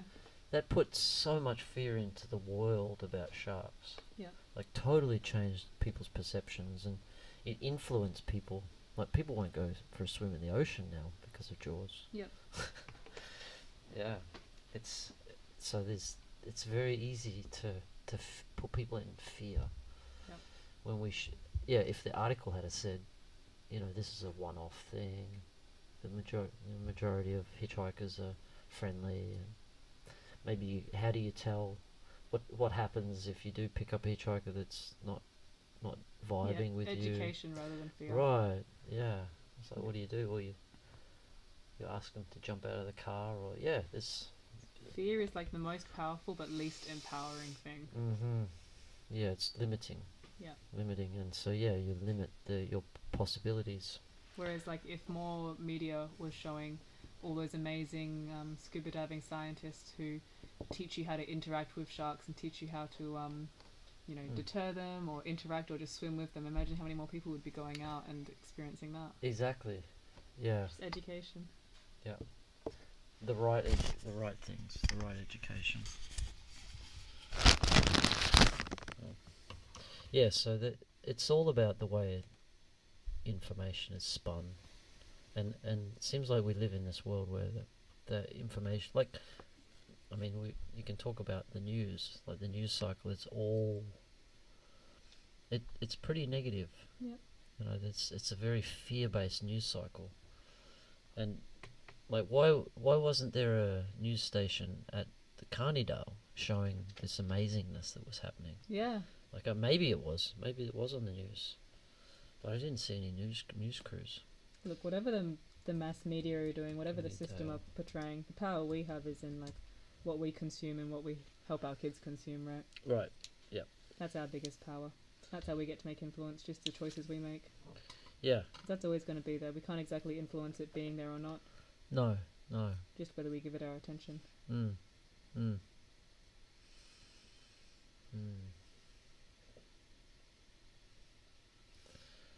Yes. Lunar Circus News.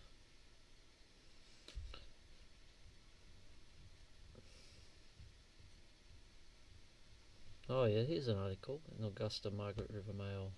Circus Festival returns with sell-out weekend of entertainment.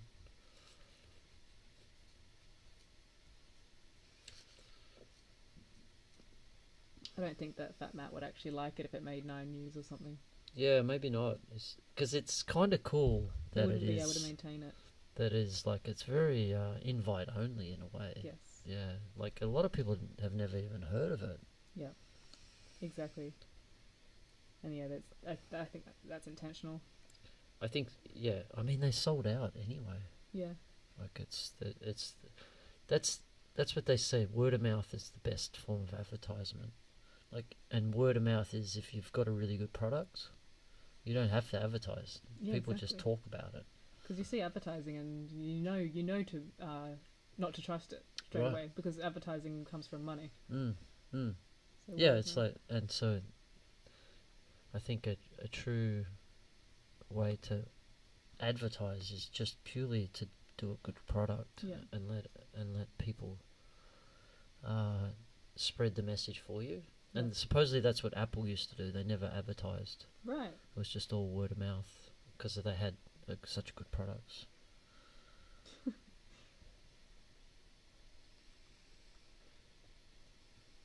But hey, it's the same for community, right? As soon as it's good and working enough, then it'll just create itself. Yes. Because it'll be worth talking about in light. Yeah, 100%. And I mean that's I think what Mindful Earth is like. It's like that's the beautiful thing. You have people come here, and then they move on, and the experience that they've had here, they share with others. Yeah. And it's that word of mouth. Very powerful.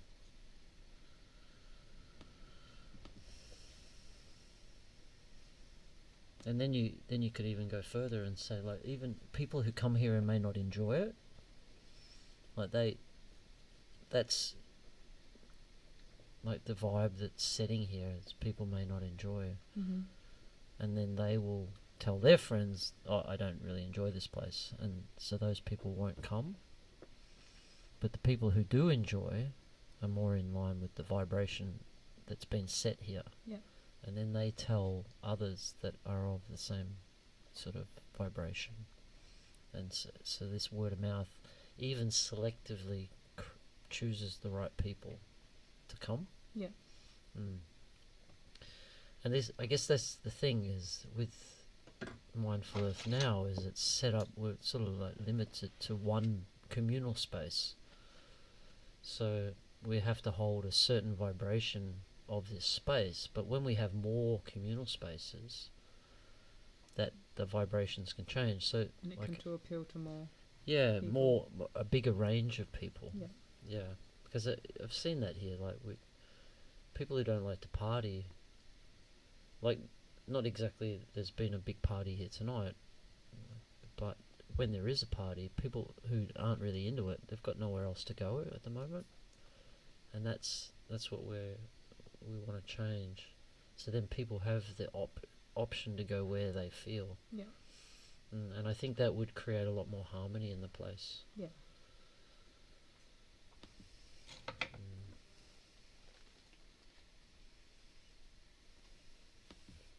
So I got a business card off the French lady from the Cirque du Soleil. Oh yeah. Yeah. From the couple. I shouldn't just say it was from her.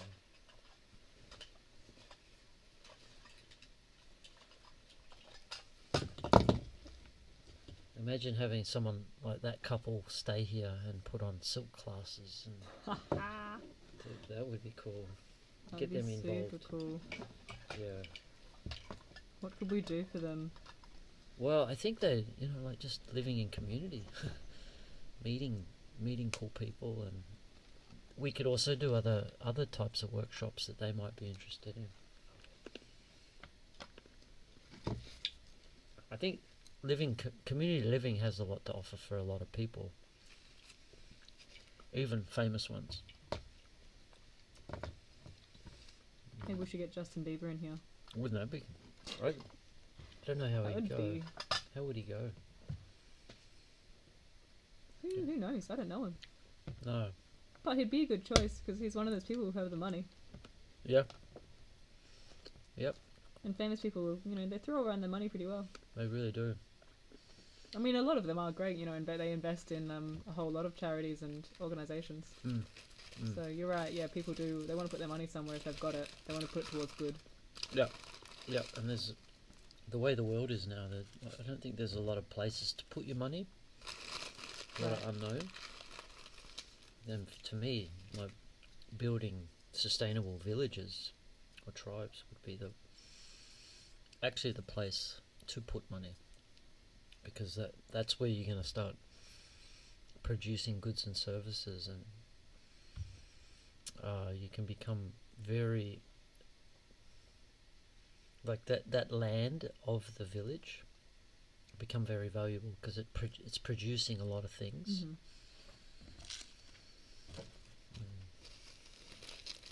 Like, yeah, what do you think about it being a constant fight against the surrounding capital system? Because if we start producing everything for ourselves, that's obviously upsetting to the system. Yeah. So that would be, how do we combat that?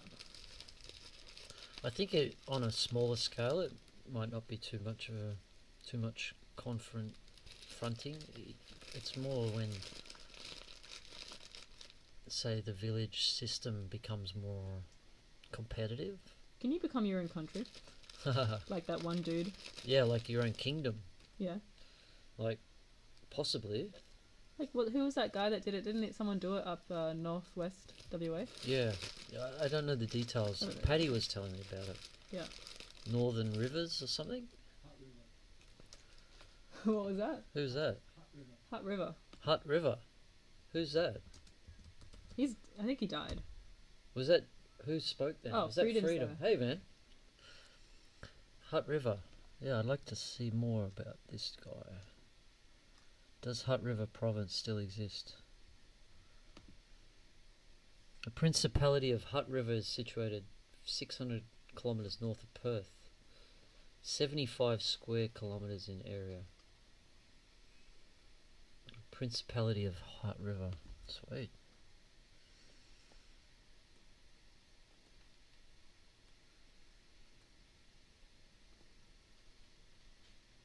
Important announcement from the sovereign.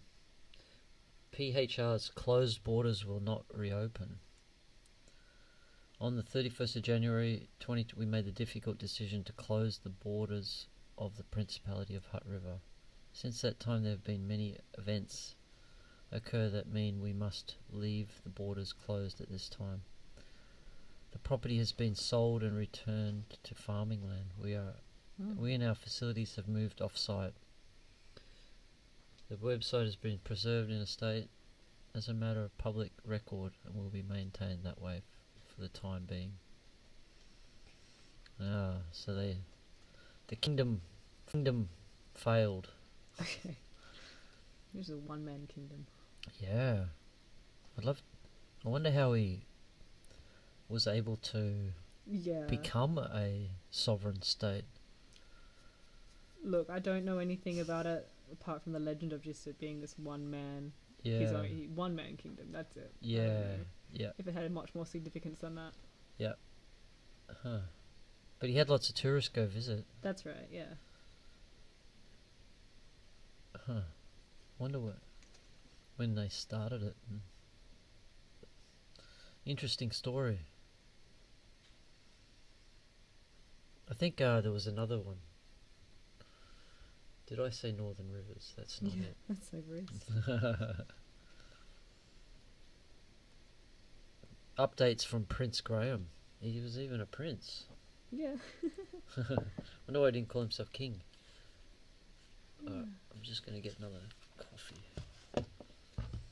How late do you stay up, Boh? Tuesdays. Like after 12. Since I've been doing podcasts, so like 1 or 2. It's that beautiful quiet time rule, this like creativity and productivity coming out. Yeah, really. That's why I'm still here. Yeah, and no distractions. Yeah. You just get into the zone of talking. I had a co-host for. Yes, I'd like to cancel. I had a co-host for a few nights. Yeah. A guy called Shane. Mm-hmm. He was like the most interesting guy. My subscription to 20. Because he'd come from a whole different life to me. He'd been to prison. He'd lived. Yeah, just had some fascinating stories to share. Wicked.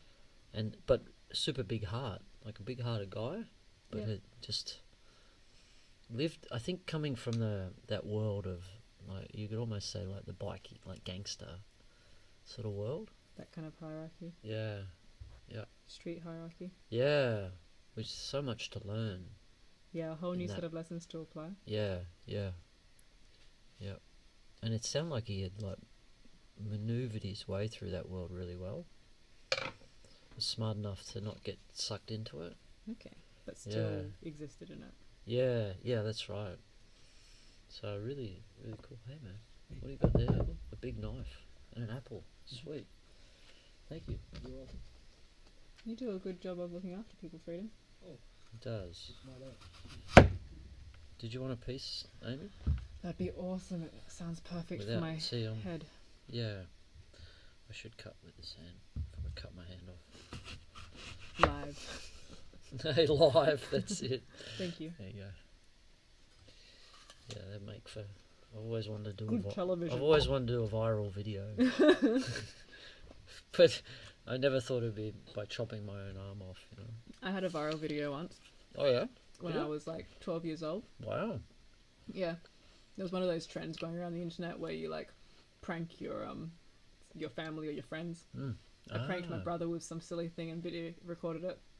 I posted it on Facebook, and within 10 minutes it started getting like, hundreds and thousands of views. Whoa. And I shat myself. I was so scared. And I deleted it. So it just went like super fast. Yeah, because it was trending at the moment. It was funny as. Wow. And I was scared of my brother though. And I didn't ask him. Yeah. I didn't ask him if I could post it. He was scary when I was young. Yeah, so. Did you tell him? I told him afterwards and he was fine. He was like, that's hilarious. You could have been famous. Yeah, I wonder who I'd be. Yeah, that's right. Could have been the start of your social media online career. Alright, I'm going to put a TikTok video on. I don't have trust issues. Here we go. I have a brain that learns patterns. And right now, you showing me patterns. Now my antenna's up and you don't like it. I don't like it either. I was green as a golf course behind you. And you showed me red flags. So take it how you want. I love I'm not that trying accent. to avoid being hurt. I'm trying to avoid looking stupid. Because I know better. I don't have trust issues. I have a brain that learns patterns. And right now, you showing me patterns. Now my antenna's up and you don't like it. I don't like it either. I was green as a golf course behind you. And you showed me red flags. So take it how you want. I'm not trying to avoid being hurt. I'm trying to avoid looking stupid. Because I know better. I don't have trust issues. I have a brain.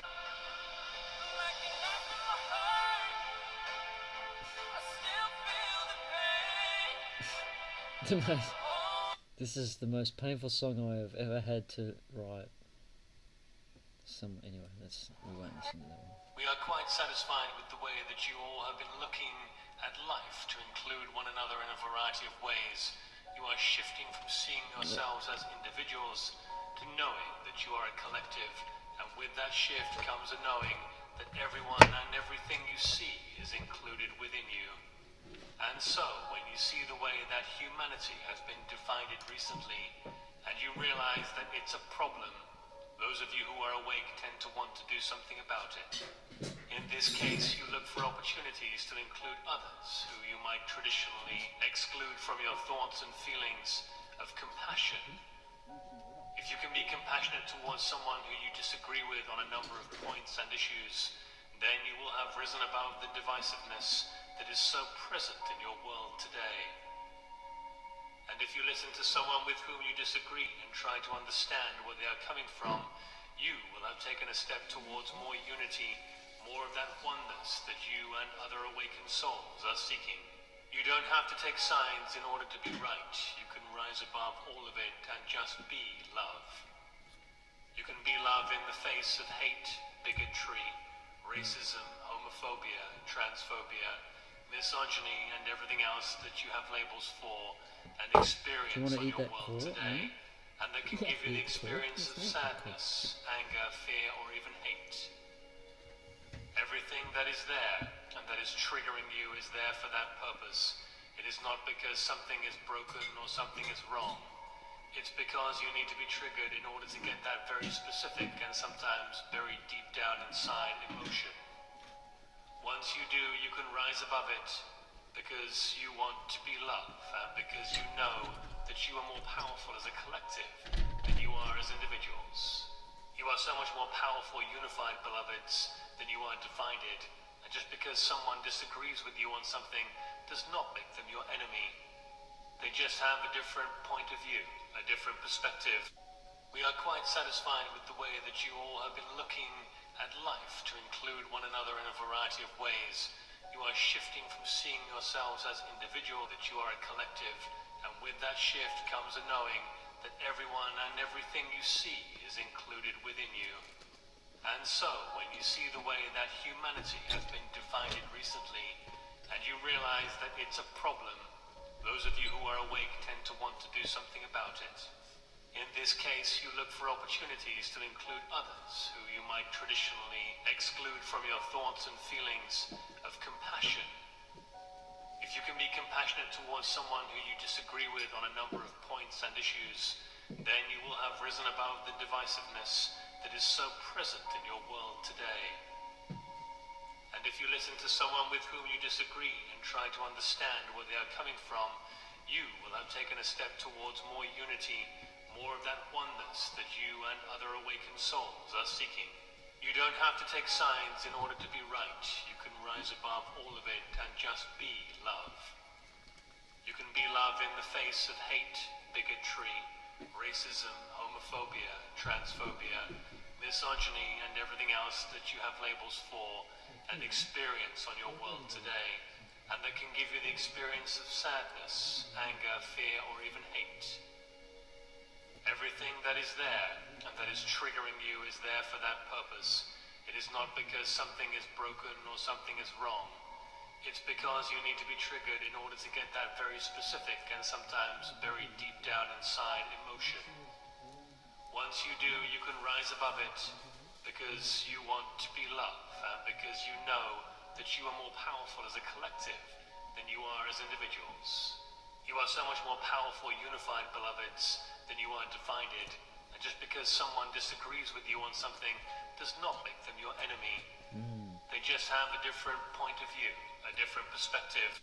We are quite Okay, not to exaggerate, but Habibi, come to Dubai.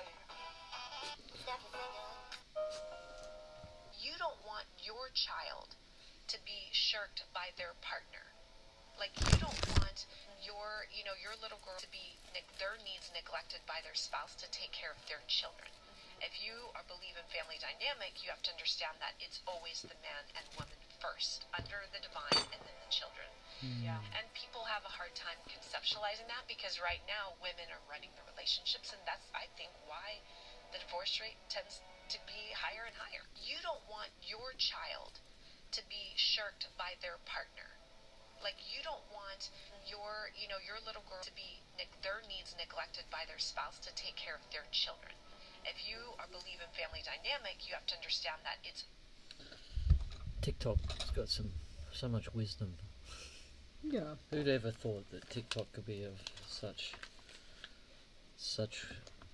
It's what I find really amazing is that, like, I'll have a thought, like a question, or I might have a thought, and then I see it the next day on TikTok. Yeah. Someone's answered the question for me. Yeah, I understand that. It's like there's this collective consciousness, and like when I have a thought, someone else has had the thought as well. I call that the algorithm. The algorithm, yeah. Because they know everything that you're doing. Yeah, They well, can you tell could it to say you. that they've just like tapping into my consciousness, but it could be just. The thing I see with TikTok is it's a very free platform. Yeah. A lot more free than Instagram or Facebook. So you get a lot more random stuff coming to your page. Mm-hmm. Yeah, but you still have to set what type of topics you want to look at.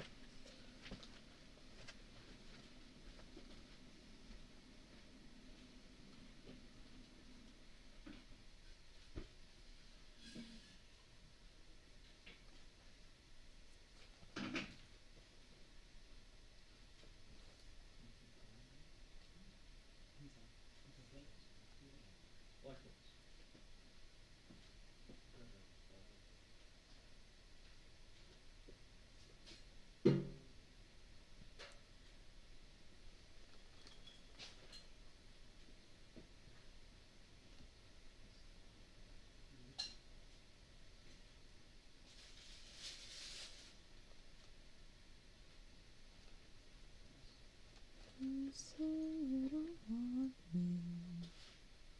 I say just don't want me.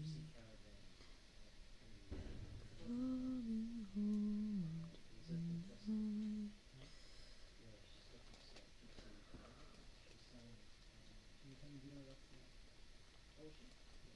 No, she wasn't here. No, she gave them to me before we left. Yeah, she lives next door. Yeah. Just we live right further. Food? Yeah, really cool.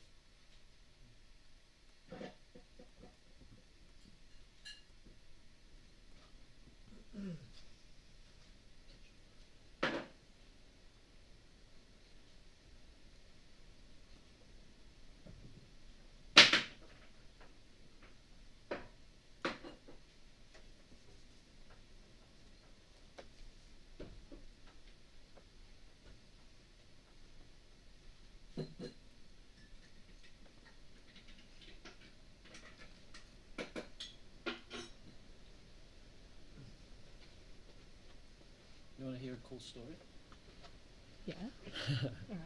Yeah. So Leah, you met Leah and Chris. Chris was here and he left back to Perth just now. But when he was leaving, I gave him one of these cards, and he was saying, because he saw the box, and he works for Canva, Mm-hmm. You know Canva? No. It's this.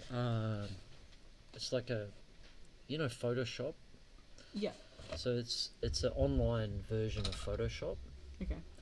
But the cool thing is, it's a Perth company, and a couple set it up, like just 20-something couple, maybe I don't know, maybe 8 years ago. Yeah. So it's basically you can do all your own online marketing content, like doing business cards. It's like a really easy way and then they'll print business cards for you. Yep. And send them to you. So yeah, I gave him our card because what I've been doing is giving a handful to anyone who leaves. Yeah. And ask them to just hide them in books and Yep. in cafes and things. Yeah. And he's like, "Oh, actually, I work for Canva." He works for this company. And he's like, and they're the ones who printed your cards. Yeah. Yeah. Yeah, and he's like, "Oh, that's a really good idea." Yeah, cool. Yeah, so he was going to go and distributed the cards for me. But yeah, I thought that was a small, like a, you know, synchronistic event.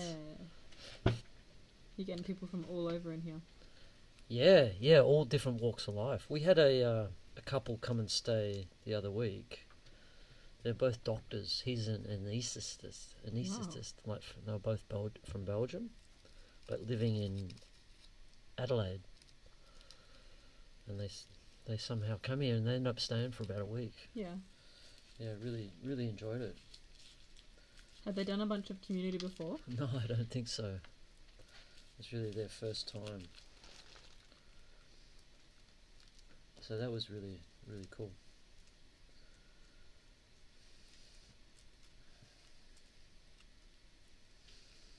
Wonder if they'll come back and be our doctors when the village starts. Well, that's it. Yeah, it's possible. It was interesting. I had a talk with a guy who lives in the area here yesterday. Yep. And he was saying like there's quite a lot of the locals, like the farmers, they're all thinking about community at the moment. Right. Like everyone's thinking about how do we live together. Not just the hippies. I guess it really is getting to that point all over where people, I mean, everyone can see that they need to start opening up their home and land. Right. Because what's the other choice? Yeah, what is the other choice? Cities stacked on top of each other. Yeah. And people so busy that they don't have time to do anything. And it makes sense for farmers more than anyone who can't get workers to provide home space in exchange. Yeah, like farming is, you need a lot of hands. Yeah. You got it, and I think the people way aren't having big families anymore. Yeah, no, that's right. Yeah, they used to have like 10 kids in a farm family. Yeah. Because you needed them all to work, and that's I think that's why farming has gone to monoculture. Yep. It's like one. Okay, what do? We do one thing, maybe two, maybe wheat and sheep. Yep. But because they need to be able to factory line it to make it easier for less hands. Yeah. Yeah, that's right. Yeah, we just don't have the time. So, and there's a limited number of people. And even if they are having kids nowadays, the kids aren't staying in the families because there's too many opportunities. Yeah, yeah, they're heading off city. to boarding school and then never coming back. Yeah. Yeah, so that's another natural progression towards community. It also allows more insight into why all of the village stuff worked in previous lives.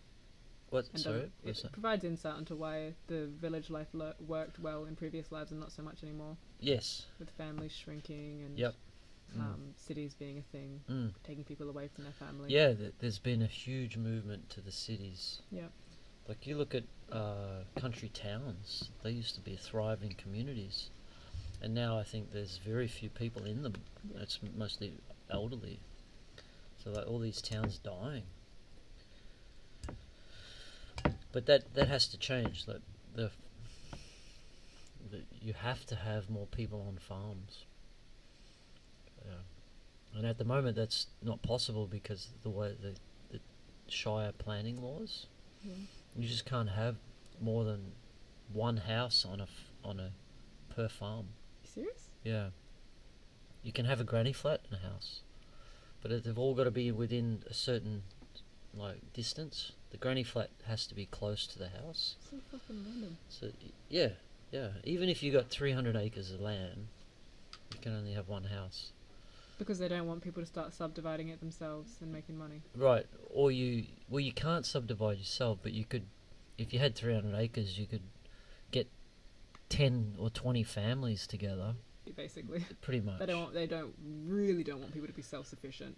No. The system is around stopping that formation of community. Yeah. Yeah. It's blatantly obvious that that's what they've created those rules for. So that's why things like farmers creating work exchange is still in such a small platform like woofing. Yeah. And so far that's the only legal outlet. Yeah. And we came across that, we have volunteers, but even the Shire planning laws, they said, well, you can't have people camp here. You have to have approved workers' accommodation. Yep. So you got to have dongers with the proper facilities that are approved. People can't stay in their vans and work, is what they told us, which is pretty ridiculous. Unless you make an approved campground, right? Right. Because that Fair Harvest Place must be doing it somehow. Right. Yeah, I think so. The Shire planning laws for Margaret River, they have allowed camping on farmland. Yeah. I think if you're over 15 hectares, you can have eight campsites. Okay. Or 4 bungalows, yep. which so you can Airbnb them. We really do need to create our own country. So we create our own council laws and shit. Yeah, our own kingdom. Yep. There's a lot of people that have looked into this common law, but the problem is, I think what they said was, if you create your own country, then to come into Australia, you've got to have the same, you got to have a passport. Yeah. So you got to be willing to stay in your own country, and if the Australian government decides to prevent you from coming into the country, you want to have everything in the country that you created. Yep. So they could make it quite difficult if they wanted to. But if you were fully self-sufficient, then, and if you had your own airport, right, you could just fly out to whatever country in the world you want. Just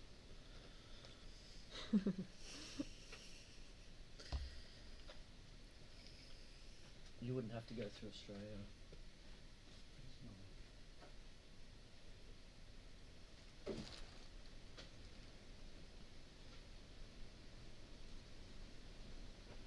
I've thought of, Hamlin Island?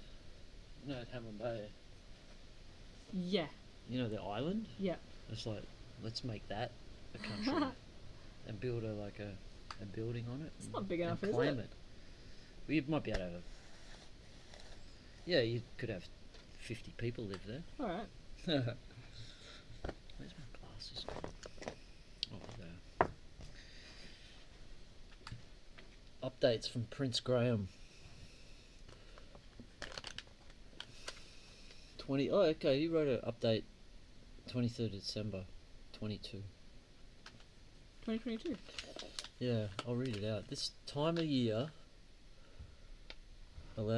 always brings me to reflect and ponder on all that was and all that will be.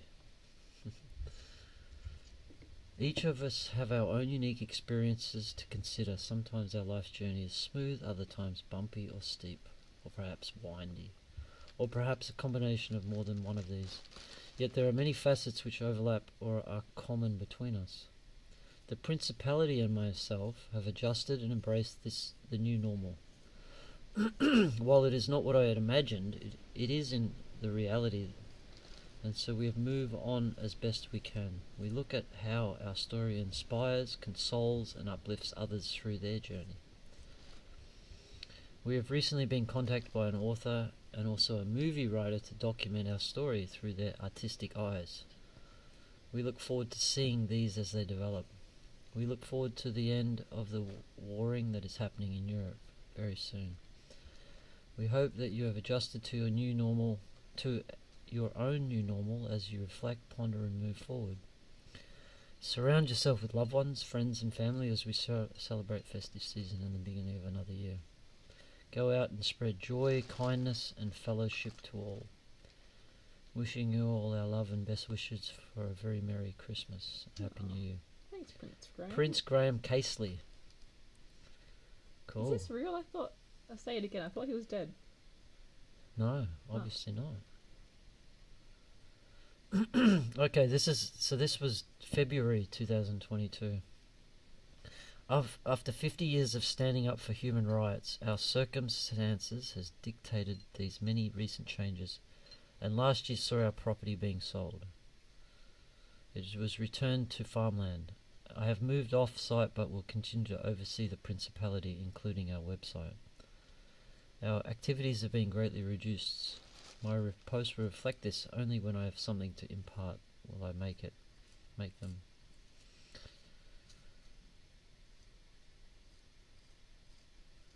I thank our subjects, officials, supporters and friends I thank for all their assistance. However, now is the time to sit back and reflect on all that has been achieved.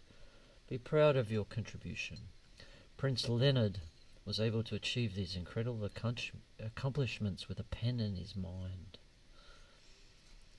Unfortunately, just in the last few days, we have seen the actions of a megalomaniac aggressor violate human rights of his neighbours and the rest of the world. I guess he's talking about Putin. The beacon of hope was lit 50 years ago and is still burning brightly. I send my love and prayers for peace to these people on all sides of the conflict.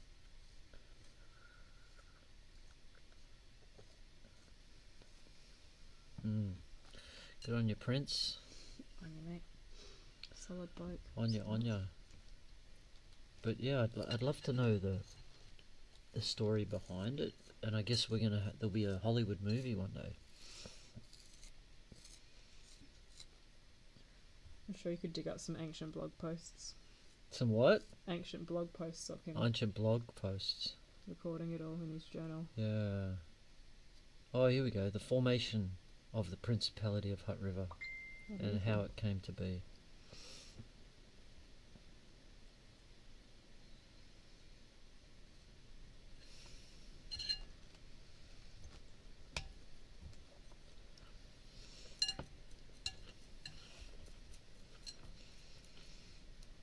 How much reading? Well,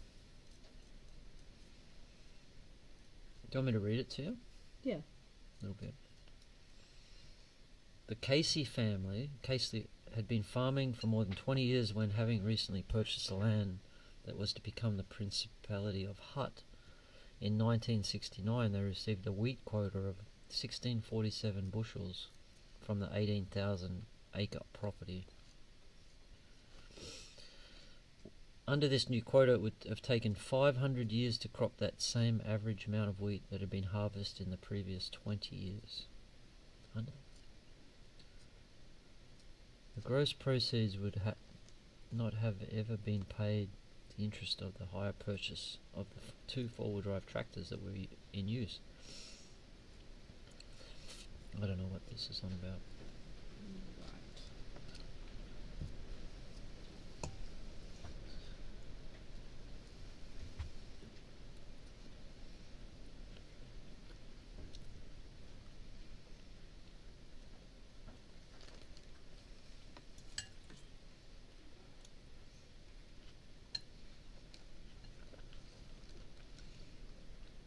So it talks about the law. There was something to do with wheat quota, and a protest was lodged before the wheat board.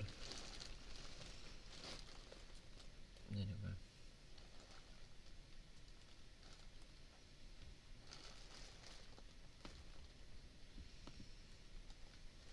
So I guess the point is it's possible. It's possible to secede from Australia, and they obviously allowed it. The Australian government.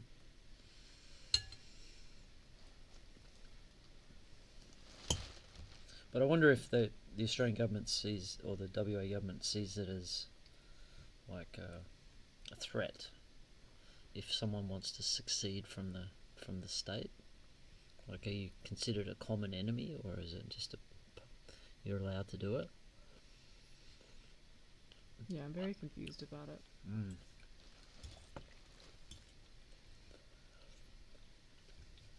I think you're better off just working within the system, creating a new template for living.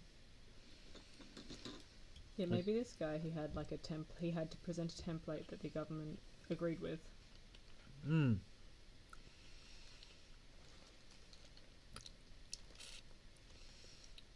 I've never really been into the law. I don't really understand it. And it, like, when people talk law to me, my eyes roll over and nothing goes in. Yeah. Where some people, they just love it. I mean, what's there to talk about? Who are these people? The people that like law? Yeah, who's that? There's a few of them around. I've met a couple recently. You mean they love talking about the politics, why things are, getting into the loopholes of it? Yeah, exactly. Yeah, right. And even to the point where they want to challenge, like, using common law and... Oh yeah, that's very common among like protesters and stuff. Yeah. They got to know that so that they can see how far they can push their advocacy. Yeah, that's right. Makes sense for them, but yeah, it is hard to keep up when they start talking as if you know what's going on, as if you know. Yeah, it's what a whole. referring to. It's a new language in a way. Yeah. See, my feeling is that I don't think that's the way to do it. Is like to try and get the better of the law by coming up with like the idea of common law. I guess the example I have, like the analogy to say that that's not the path, is I heard a story of like a bunch of guys went to an accountant and they had a theory on how they could cheat the tax system. Like it was like, you know, buying this and selling this, and so they didn't have to pay tax. And what the accountant said to them was, you know, that's a great idea, but the taxation system, like the tax office has experts in the field of taxation, and no matter how smart you think you are, these guys are way more smarter than you. And so you think that you can cheat the system, but the system's designed to stop people cheating. So it's almost impossible to win. Yeah. And I think that's the same with law. Like, if you think you found a loophole, they'll just change the law if they want. So then it's like a dead end. And so you've wasted all your time. And so the better option is to actually work in the law system and use that to your advantage. Like maybe give me an example, like cannabis, the laws on cannabis, that you could challenge them in the court system to try and change the law. Oh, you mean you become part of a party that has the power to challenge? Yeah, rather that's than right. Just a participant, like a civilian. Yeah. Trying to challenge through just like protest. Yeah, you use the law system and you get good lawyers and you to challenge these laws that are not really fair or old laws. But to try and create your own whole new legal system is just probably not going to work, because the system is designed to take those things down. Yeah. Yeah, but if you work within the system, then they can't do anything about that. You've got to play by their rules of set. Play by the rules and use their rules to your advantage. Yeah, because they're there to be set against you. Yes, yeah. Alright, I'm finally gonna... It's getting windy. Yeah, pack it up for the evening. Yeah, It's I that think... chilly. That was last night. I was really cold last night. Well, I went to bed really early and I was rugged up, so I was great. Were you cold and that's why you went to bed? That's exactly... Yeah, no. Yeah. After that show, the cake, I was like... Yeah. fucking cold. I could have danced, but I was like, Yeah, I was the same. I was like, Did you sleep on site or did you come home? no, I was on site. I had my van, Oh yeah. which is kind of cool.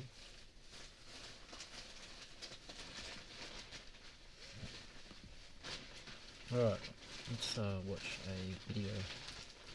Probably gonna shut it down in about half an hour. It's the Boh Sho.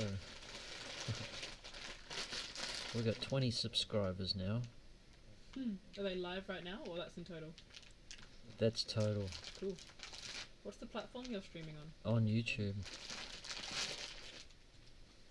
Kind of cool.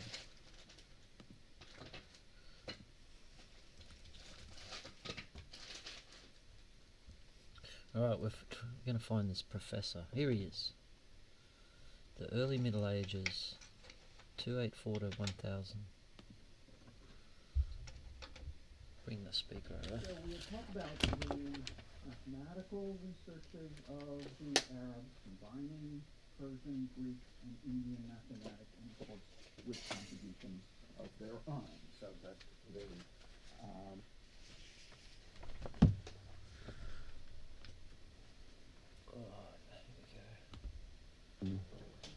enumeration, the use of zero are from India, but the development of algebra is a unique contribution of this period and of these people. Let's talk briefly about geography. Remember, the chapter in Wickham opens with the contemptuous description of Palermo by the 10th century geographer Ibn Hawqal, Hawqal, right? And the point of that, is not Palermo or anything like that, but just the fascination that the Muslim world had for travel, for geography. Geography both of a quantitative kind, measuring, navigation, figuring out the depth of the place, and of a kind of curiosities of the world kind, of different customs, different peoples, different products. So these geographers were employed by the caliphs, for example, to figure out the circumference of the world, to figure out the relationship between land and water in the world. This is an interesting form of speculation. If you look at Christian maps of the world up to 1300 or so, they show almost no ocean. It's all huge amounts of land mass. This is partly, it's thought, an interpretation of something in one of the apocryphal books of the Bible that seems to suggest that 7/8 of the world is land. Ptolemy, whom we spoke about last time, the Greek geographer, author of this book known as the Almagest geography, translated into Arabic as one of the first projects of this House of Wisdom in Baghdad. Ptolemy has a different picture, and Ptolemy's the first geographer received in the medieval period to suggest that there's an awful lot of water, and that you can get around much of the world by water. Although crucially, Ptolemy does not think that you can go around Africa. Ptolemy has a kind of Antarctic landmass that connects with Africa, and it was only the Portuguese at the end of the 15th century, specifically in 1498, well, really 1489, who demonstrated that you could go around Africa and thus from the Atlantic Ocean into the Indian Ocean. Crucial discovery. But this question of how much water is there versus how much land is there, a sense of the entire world, is a problem investigated by these geographers. Many of these guys are indefatigable travelers. So there's this book by Al-Muqaddasi, M-U-Q-A-D-D, usually known in English as The Best Division for Knowledge of the Regions, completed in 985 after 20 years of traveling.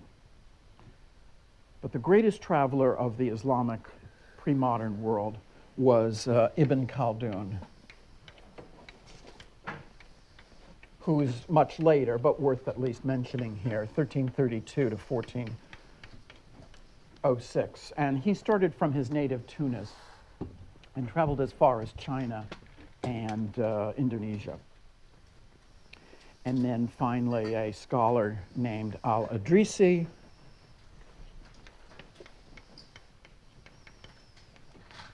another one of these travelers, geographers, was hired by the Christian king of Sicily, Roger II, in 1138, to put together a map of the world with accompanying descriptive texts. And it is an aspect both of the respect accorded to the Arab geographers in the Christian world and the fact that despite our tendency to see these two worlds as opposed, after all, 1138 is the era of the Crusades, there's quite a fair amount of collaboration, interchange of knowledge between the Christian kingdoms of Europe and the Islamic world, the Islamic kingdoms of the southern Mediterranean and the Middle East. Finally, medicine. We're not exhausting the subject studied by the Arabs, but I wanted to give you math, geography, and medicine as three examples. The main authority for the Arabs, the person that they translated with the most assiduity and interest, was Galen, G-A-L-E-N, a physician who wrote in Greek at the time of the Roman Empire. And Galen is the person who is responsible for the transmission, if not invention, of the notion of the four bodily humors. This model of physiology dominated medicine until the 18th century, let's say. This is the notion that within human beings there are these four fluids that are essential building blocks of character and of health. They are both mental and physical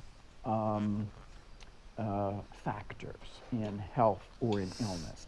And they correspond both to the four elements, the four basic things out of which the world is built, according to Greek science, and to the interaction of the corresponding four climates or four tendencies. So the four elements, earth, air, fire, and water, right? These climates or tendencies are hot, dry, moist, hot, dry, moist, cold, right? Hot, cold, moist, dry. And the four humors, these are liquids that are inside our bodies, are bile, or yellow bile, which corresponds to fire. Right from the beginning is Umayyad Spain.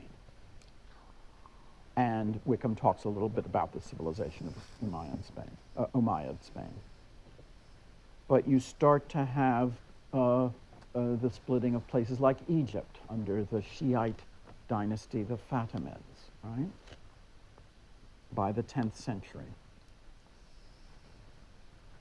What's interesting is that these societies are run very much like the Abbasid Caliphate. Although they are large, they are more practical, compact, and somewhat easier to hold together. They have the same kind of cultural efflorescence, scientific curiosity, sensuality of culture, luxury products. Indeed, Umayyad Spain would have the reputation of the height of civilization in Christian Europe of the 10th century. A nun writing from a German monastery in the 10th century named Hroswitha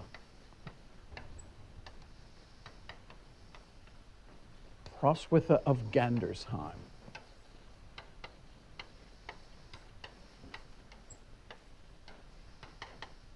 describes Cordoba, the capital of Umayyad Spain, the largest city in Europe, excluding Constantinople, the largest city in Western Europe at this time. She describes Cordoba as the ornament of the world. She'd never visited it. She's a cloistered nun in a monastery in Germany. Nevertheless, for her, this is the most splendid place in the world. Splendid in terms of wealth, population, culture, learning. And Ornament of the World is the title of a book by our colleague in the Spanish department, Maria Menocal, written about 10 years ago, describing medieval Spain and its civilization. Cordoba would be a center for learning among Christians, Jews, and Muslims. So this series of cultural accomplishments by the Arabs, as I said, may come as a surprise, but it should not be. I mean, the surprise element may be, as we've said now more than once, the ability of the Arabs to assimilate other traditions and to remain as conquerors. That is, these two things are related. They remain as conquerors even though the caliphate does not survive. The Arabs are still the predominant force in Egypt, North Africa, and much of the Middle East.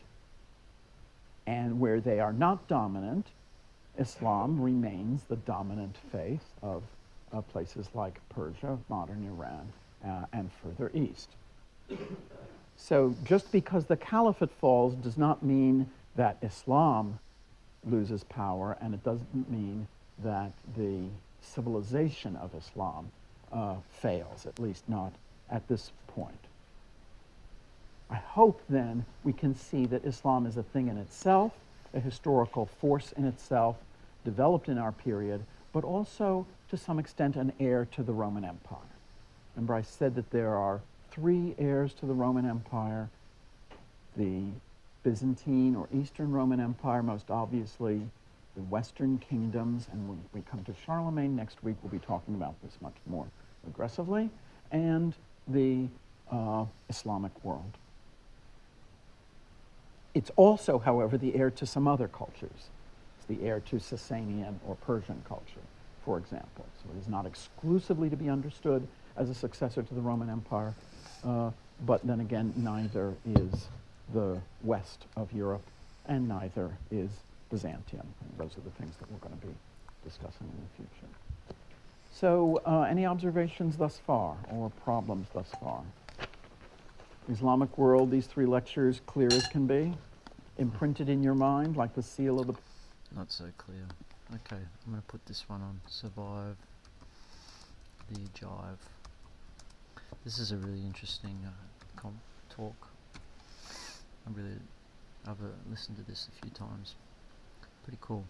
Use as a drug took place spreading. Cannabis in Greek, marijuana in Mexican, ganja in Hindi, or bhanga in Sanskrit, is known to many cultures around the world. But where was it first cultivated explicitly as a drug? In this video, I shall demonstrate how the ancient Indo-Europeans were instrumental in spreading this narcotic across Eurasia, and how they used it in a ritual associated with the dead. And you will learn how the Scythians spread the plant to the Assyrians and the Jews, and that even the Vikings used it.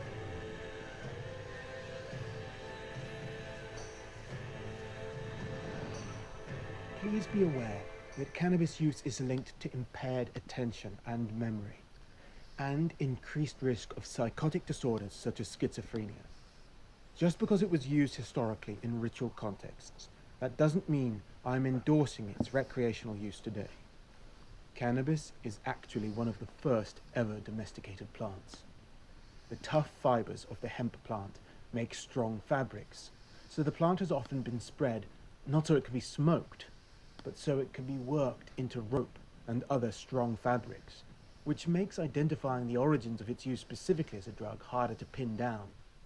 Wild cannabis grows across many of the cooler mountain foothills from the Caucasus to western China, so we ought reasonably to presume the earliest use as a drug took place somewhere within or close to its native habitat.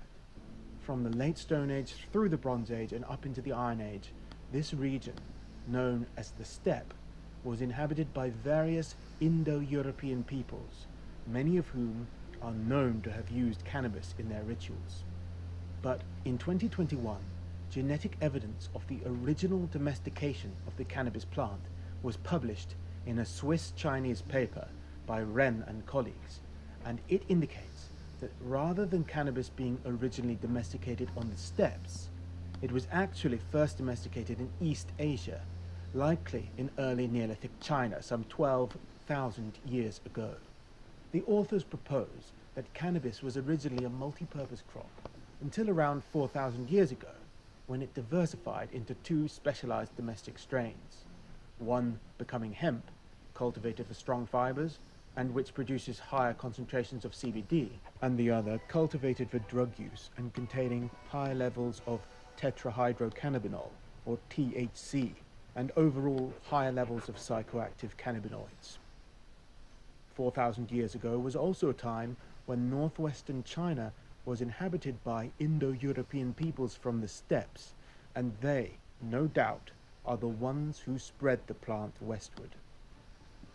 The new genetic data show that the hemp strain spread into Europe and the Middle East soon after it was developed, while the drug strain must have spread later, although a feral variant of this domesticated drug strain also spread on both the north and south side of the Himalayas in ancient times, indicating that it has an ancestor north of the Himalayas.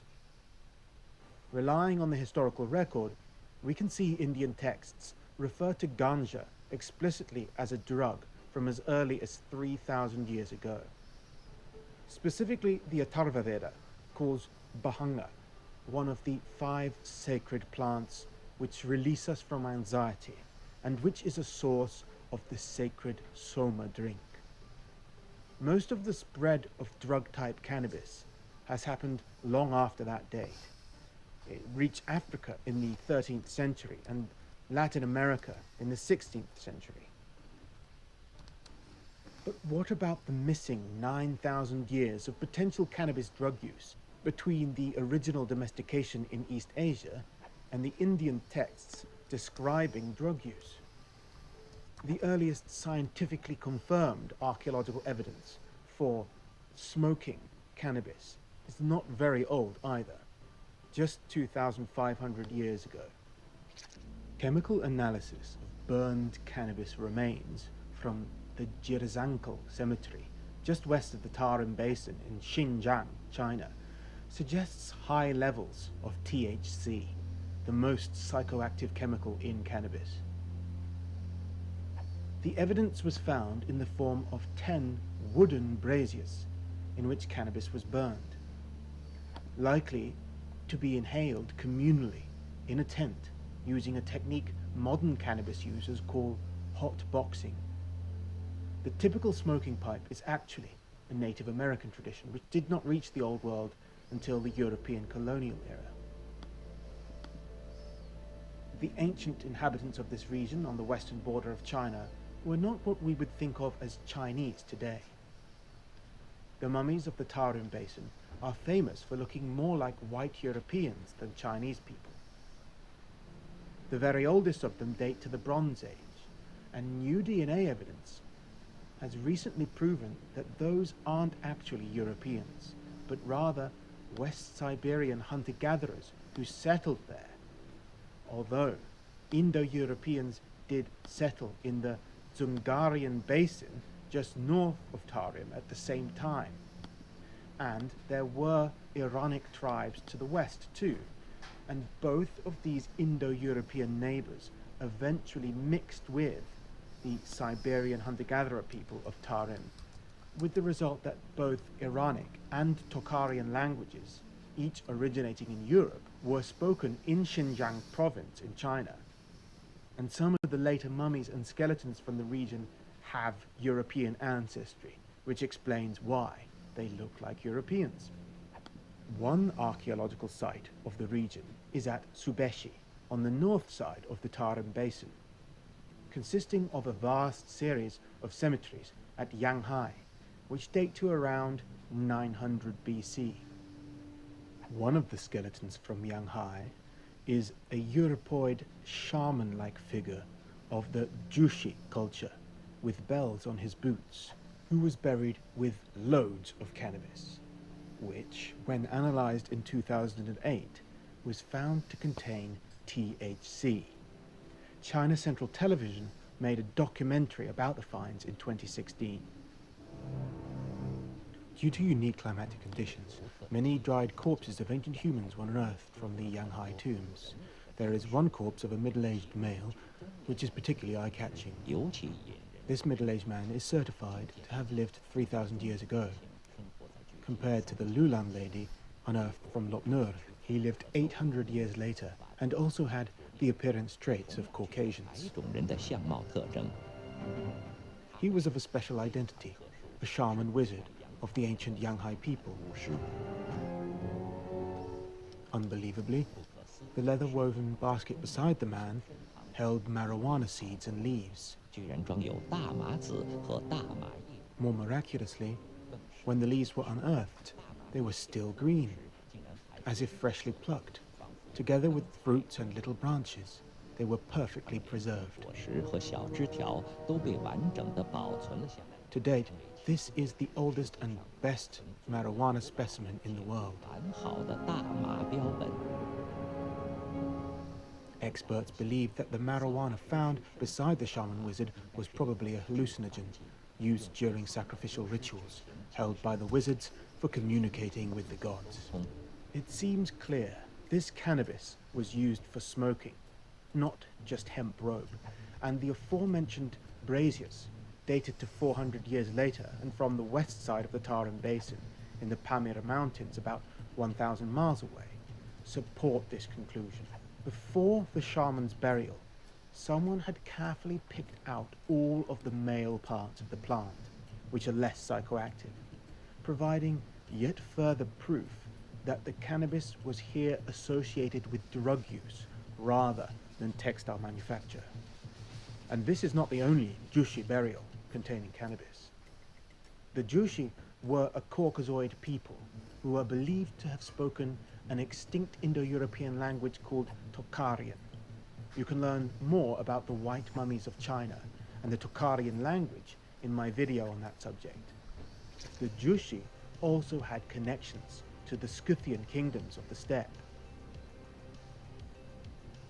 The Iranic peoples of Tarim were descended from the Proto-Indo-Iranic Andronovo culture of Central Asia, dating from about 2000 BC to 900 BC, which also gave rise to all the Indo-Iranic or Aryan languages associated with India and Iran. The early Iranic-speaking peoples of the steppe were known as Scythians to the Greeks, and according to one Greek source, they also smoked cannabis. The Scythians were an Iron Age people who continued the equestrian steppe culture of their Bronze Age Andronovo ancestors. In the 5th century BC, Herodotus wrote of a Scythian funerary ritual in which heated stones were placed in bronze vessels along with cannabis, and the smoke would fill up their tents so that all the occupants would inhale the intoxicating fumes. The account is supported by the discovery of cannabis seeds in Scythian archaeological contexts. It is likely the seeds described by Herodotus were seeded buds, and that the charred seeds found by archaeologists in the Pazyryk burials are what was left over from the burnt buds.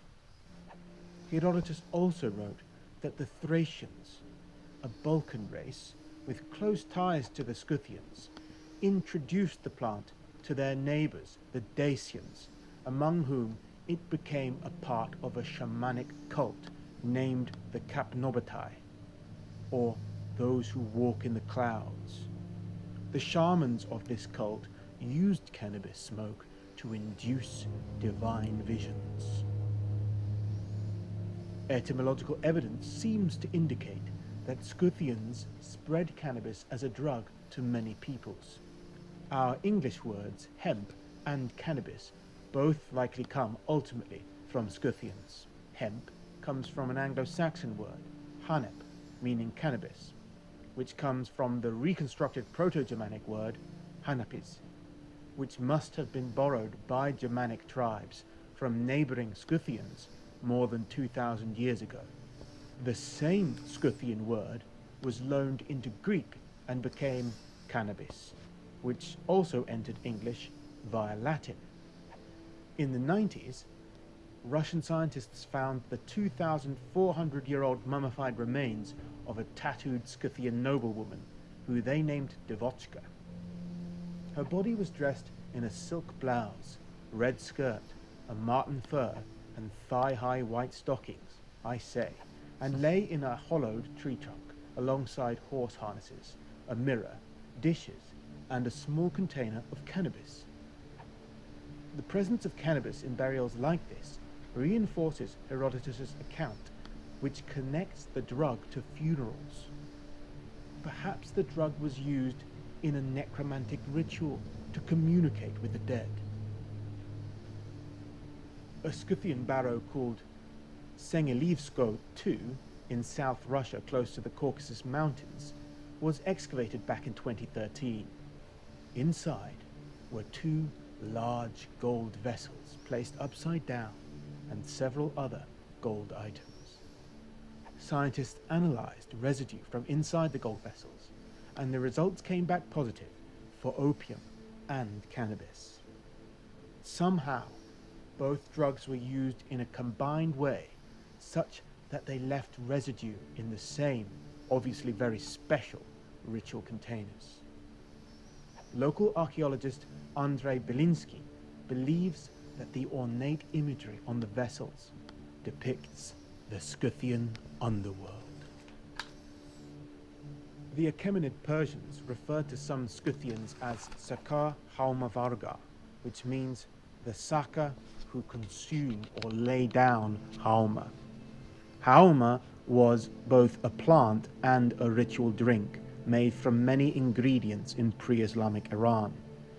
It is usually identified with the stimulant ephedra, which was commonly used by steppe peoples and the people of the Tarim Basin, but also with cannabis.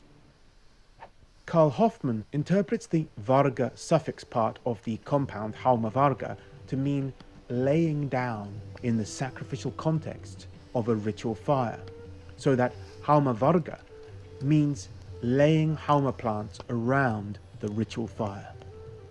This seems to refer to the now well-proven Scythian custom of burning cannabis plants to inhale the smoke. Both the Persians and the Scythians spoke Iranic languages derived from those spoken by their ancestors of the Andronovo culture. On the southern border of the Bronze Age Andronovo territories of the Asian steppe was the Bactria Margiana culture of Afghanistan. The Russian archaeologist, Professor Viktor Saryanidi, excavated in this region and found 3 temple sites which he believed were devoted to the preparation and consumption of the Hauma beverage. And he claimed evidence of cannabis, ephedra, and opium poppy in use in this context, preserved in fossilized gypsum and impressions in clay shards. He said that these excavations documentally proved that poppy, cannabis, and ephedra were used for making the soma and hauma drinks. In the documentary film Black Sands, he visits the site where the evidence was found. It was believed that there had never been human occupation in this desert until the archaeologist Viktor Saryanidis started working here in Turkmenistan 40 years ago. Here in Gunur Tepe, ancient ritual practices have been identified, such as exposure of the dead and the preparation of hallucinogenic ritual drinks.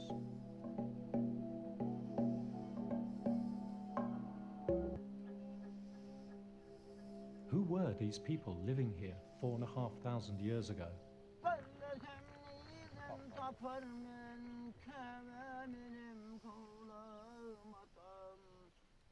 В этих сосудах клали эти растения, эфедру и каннабис.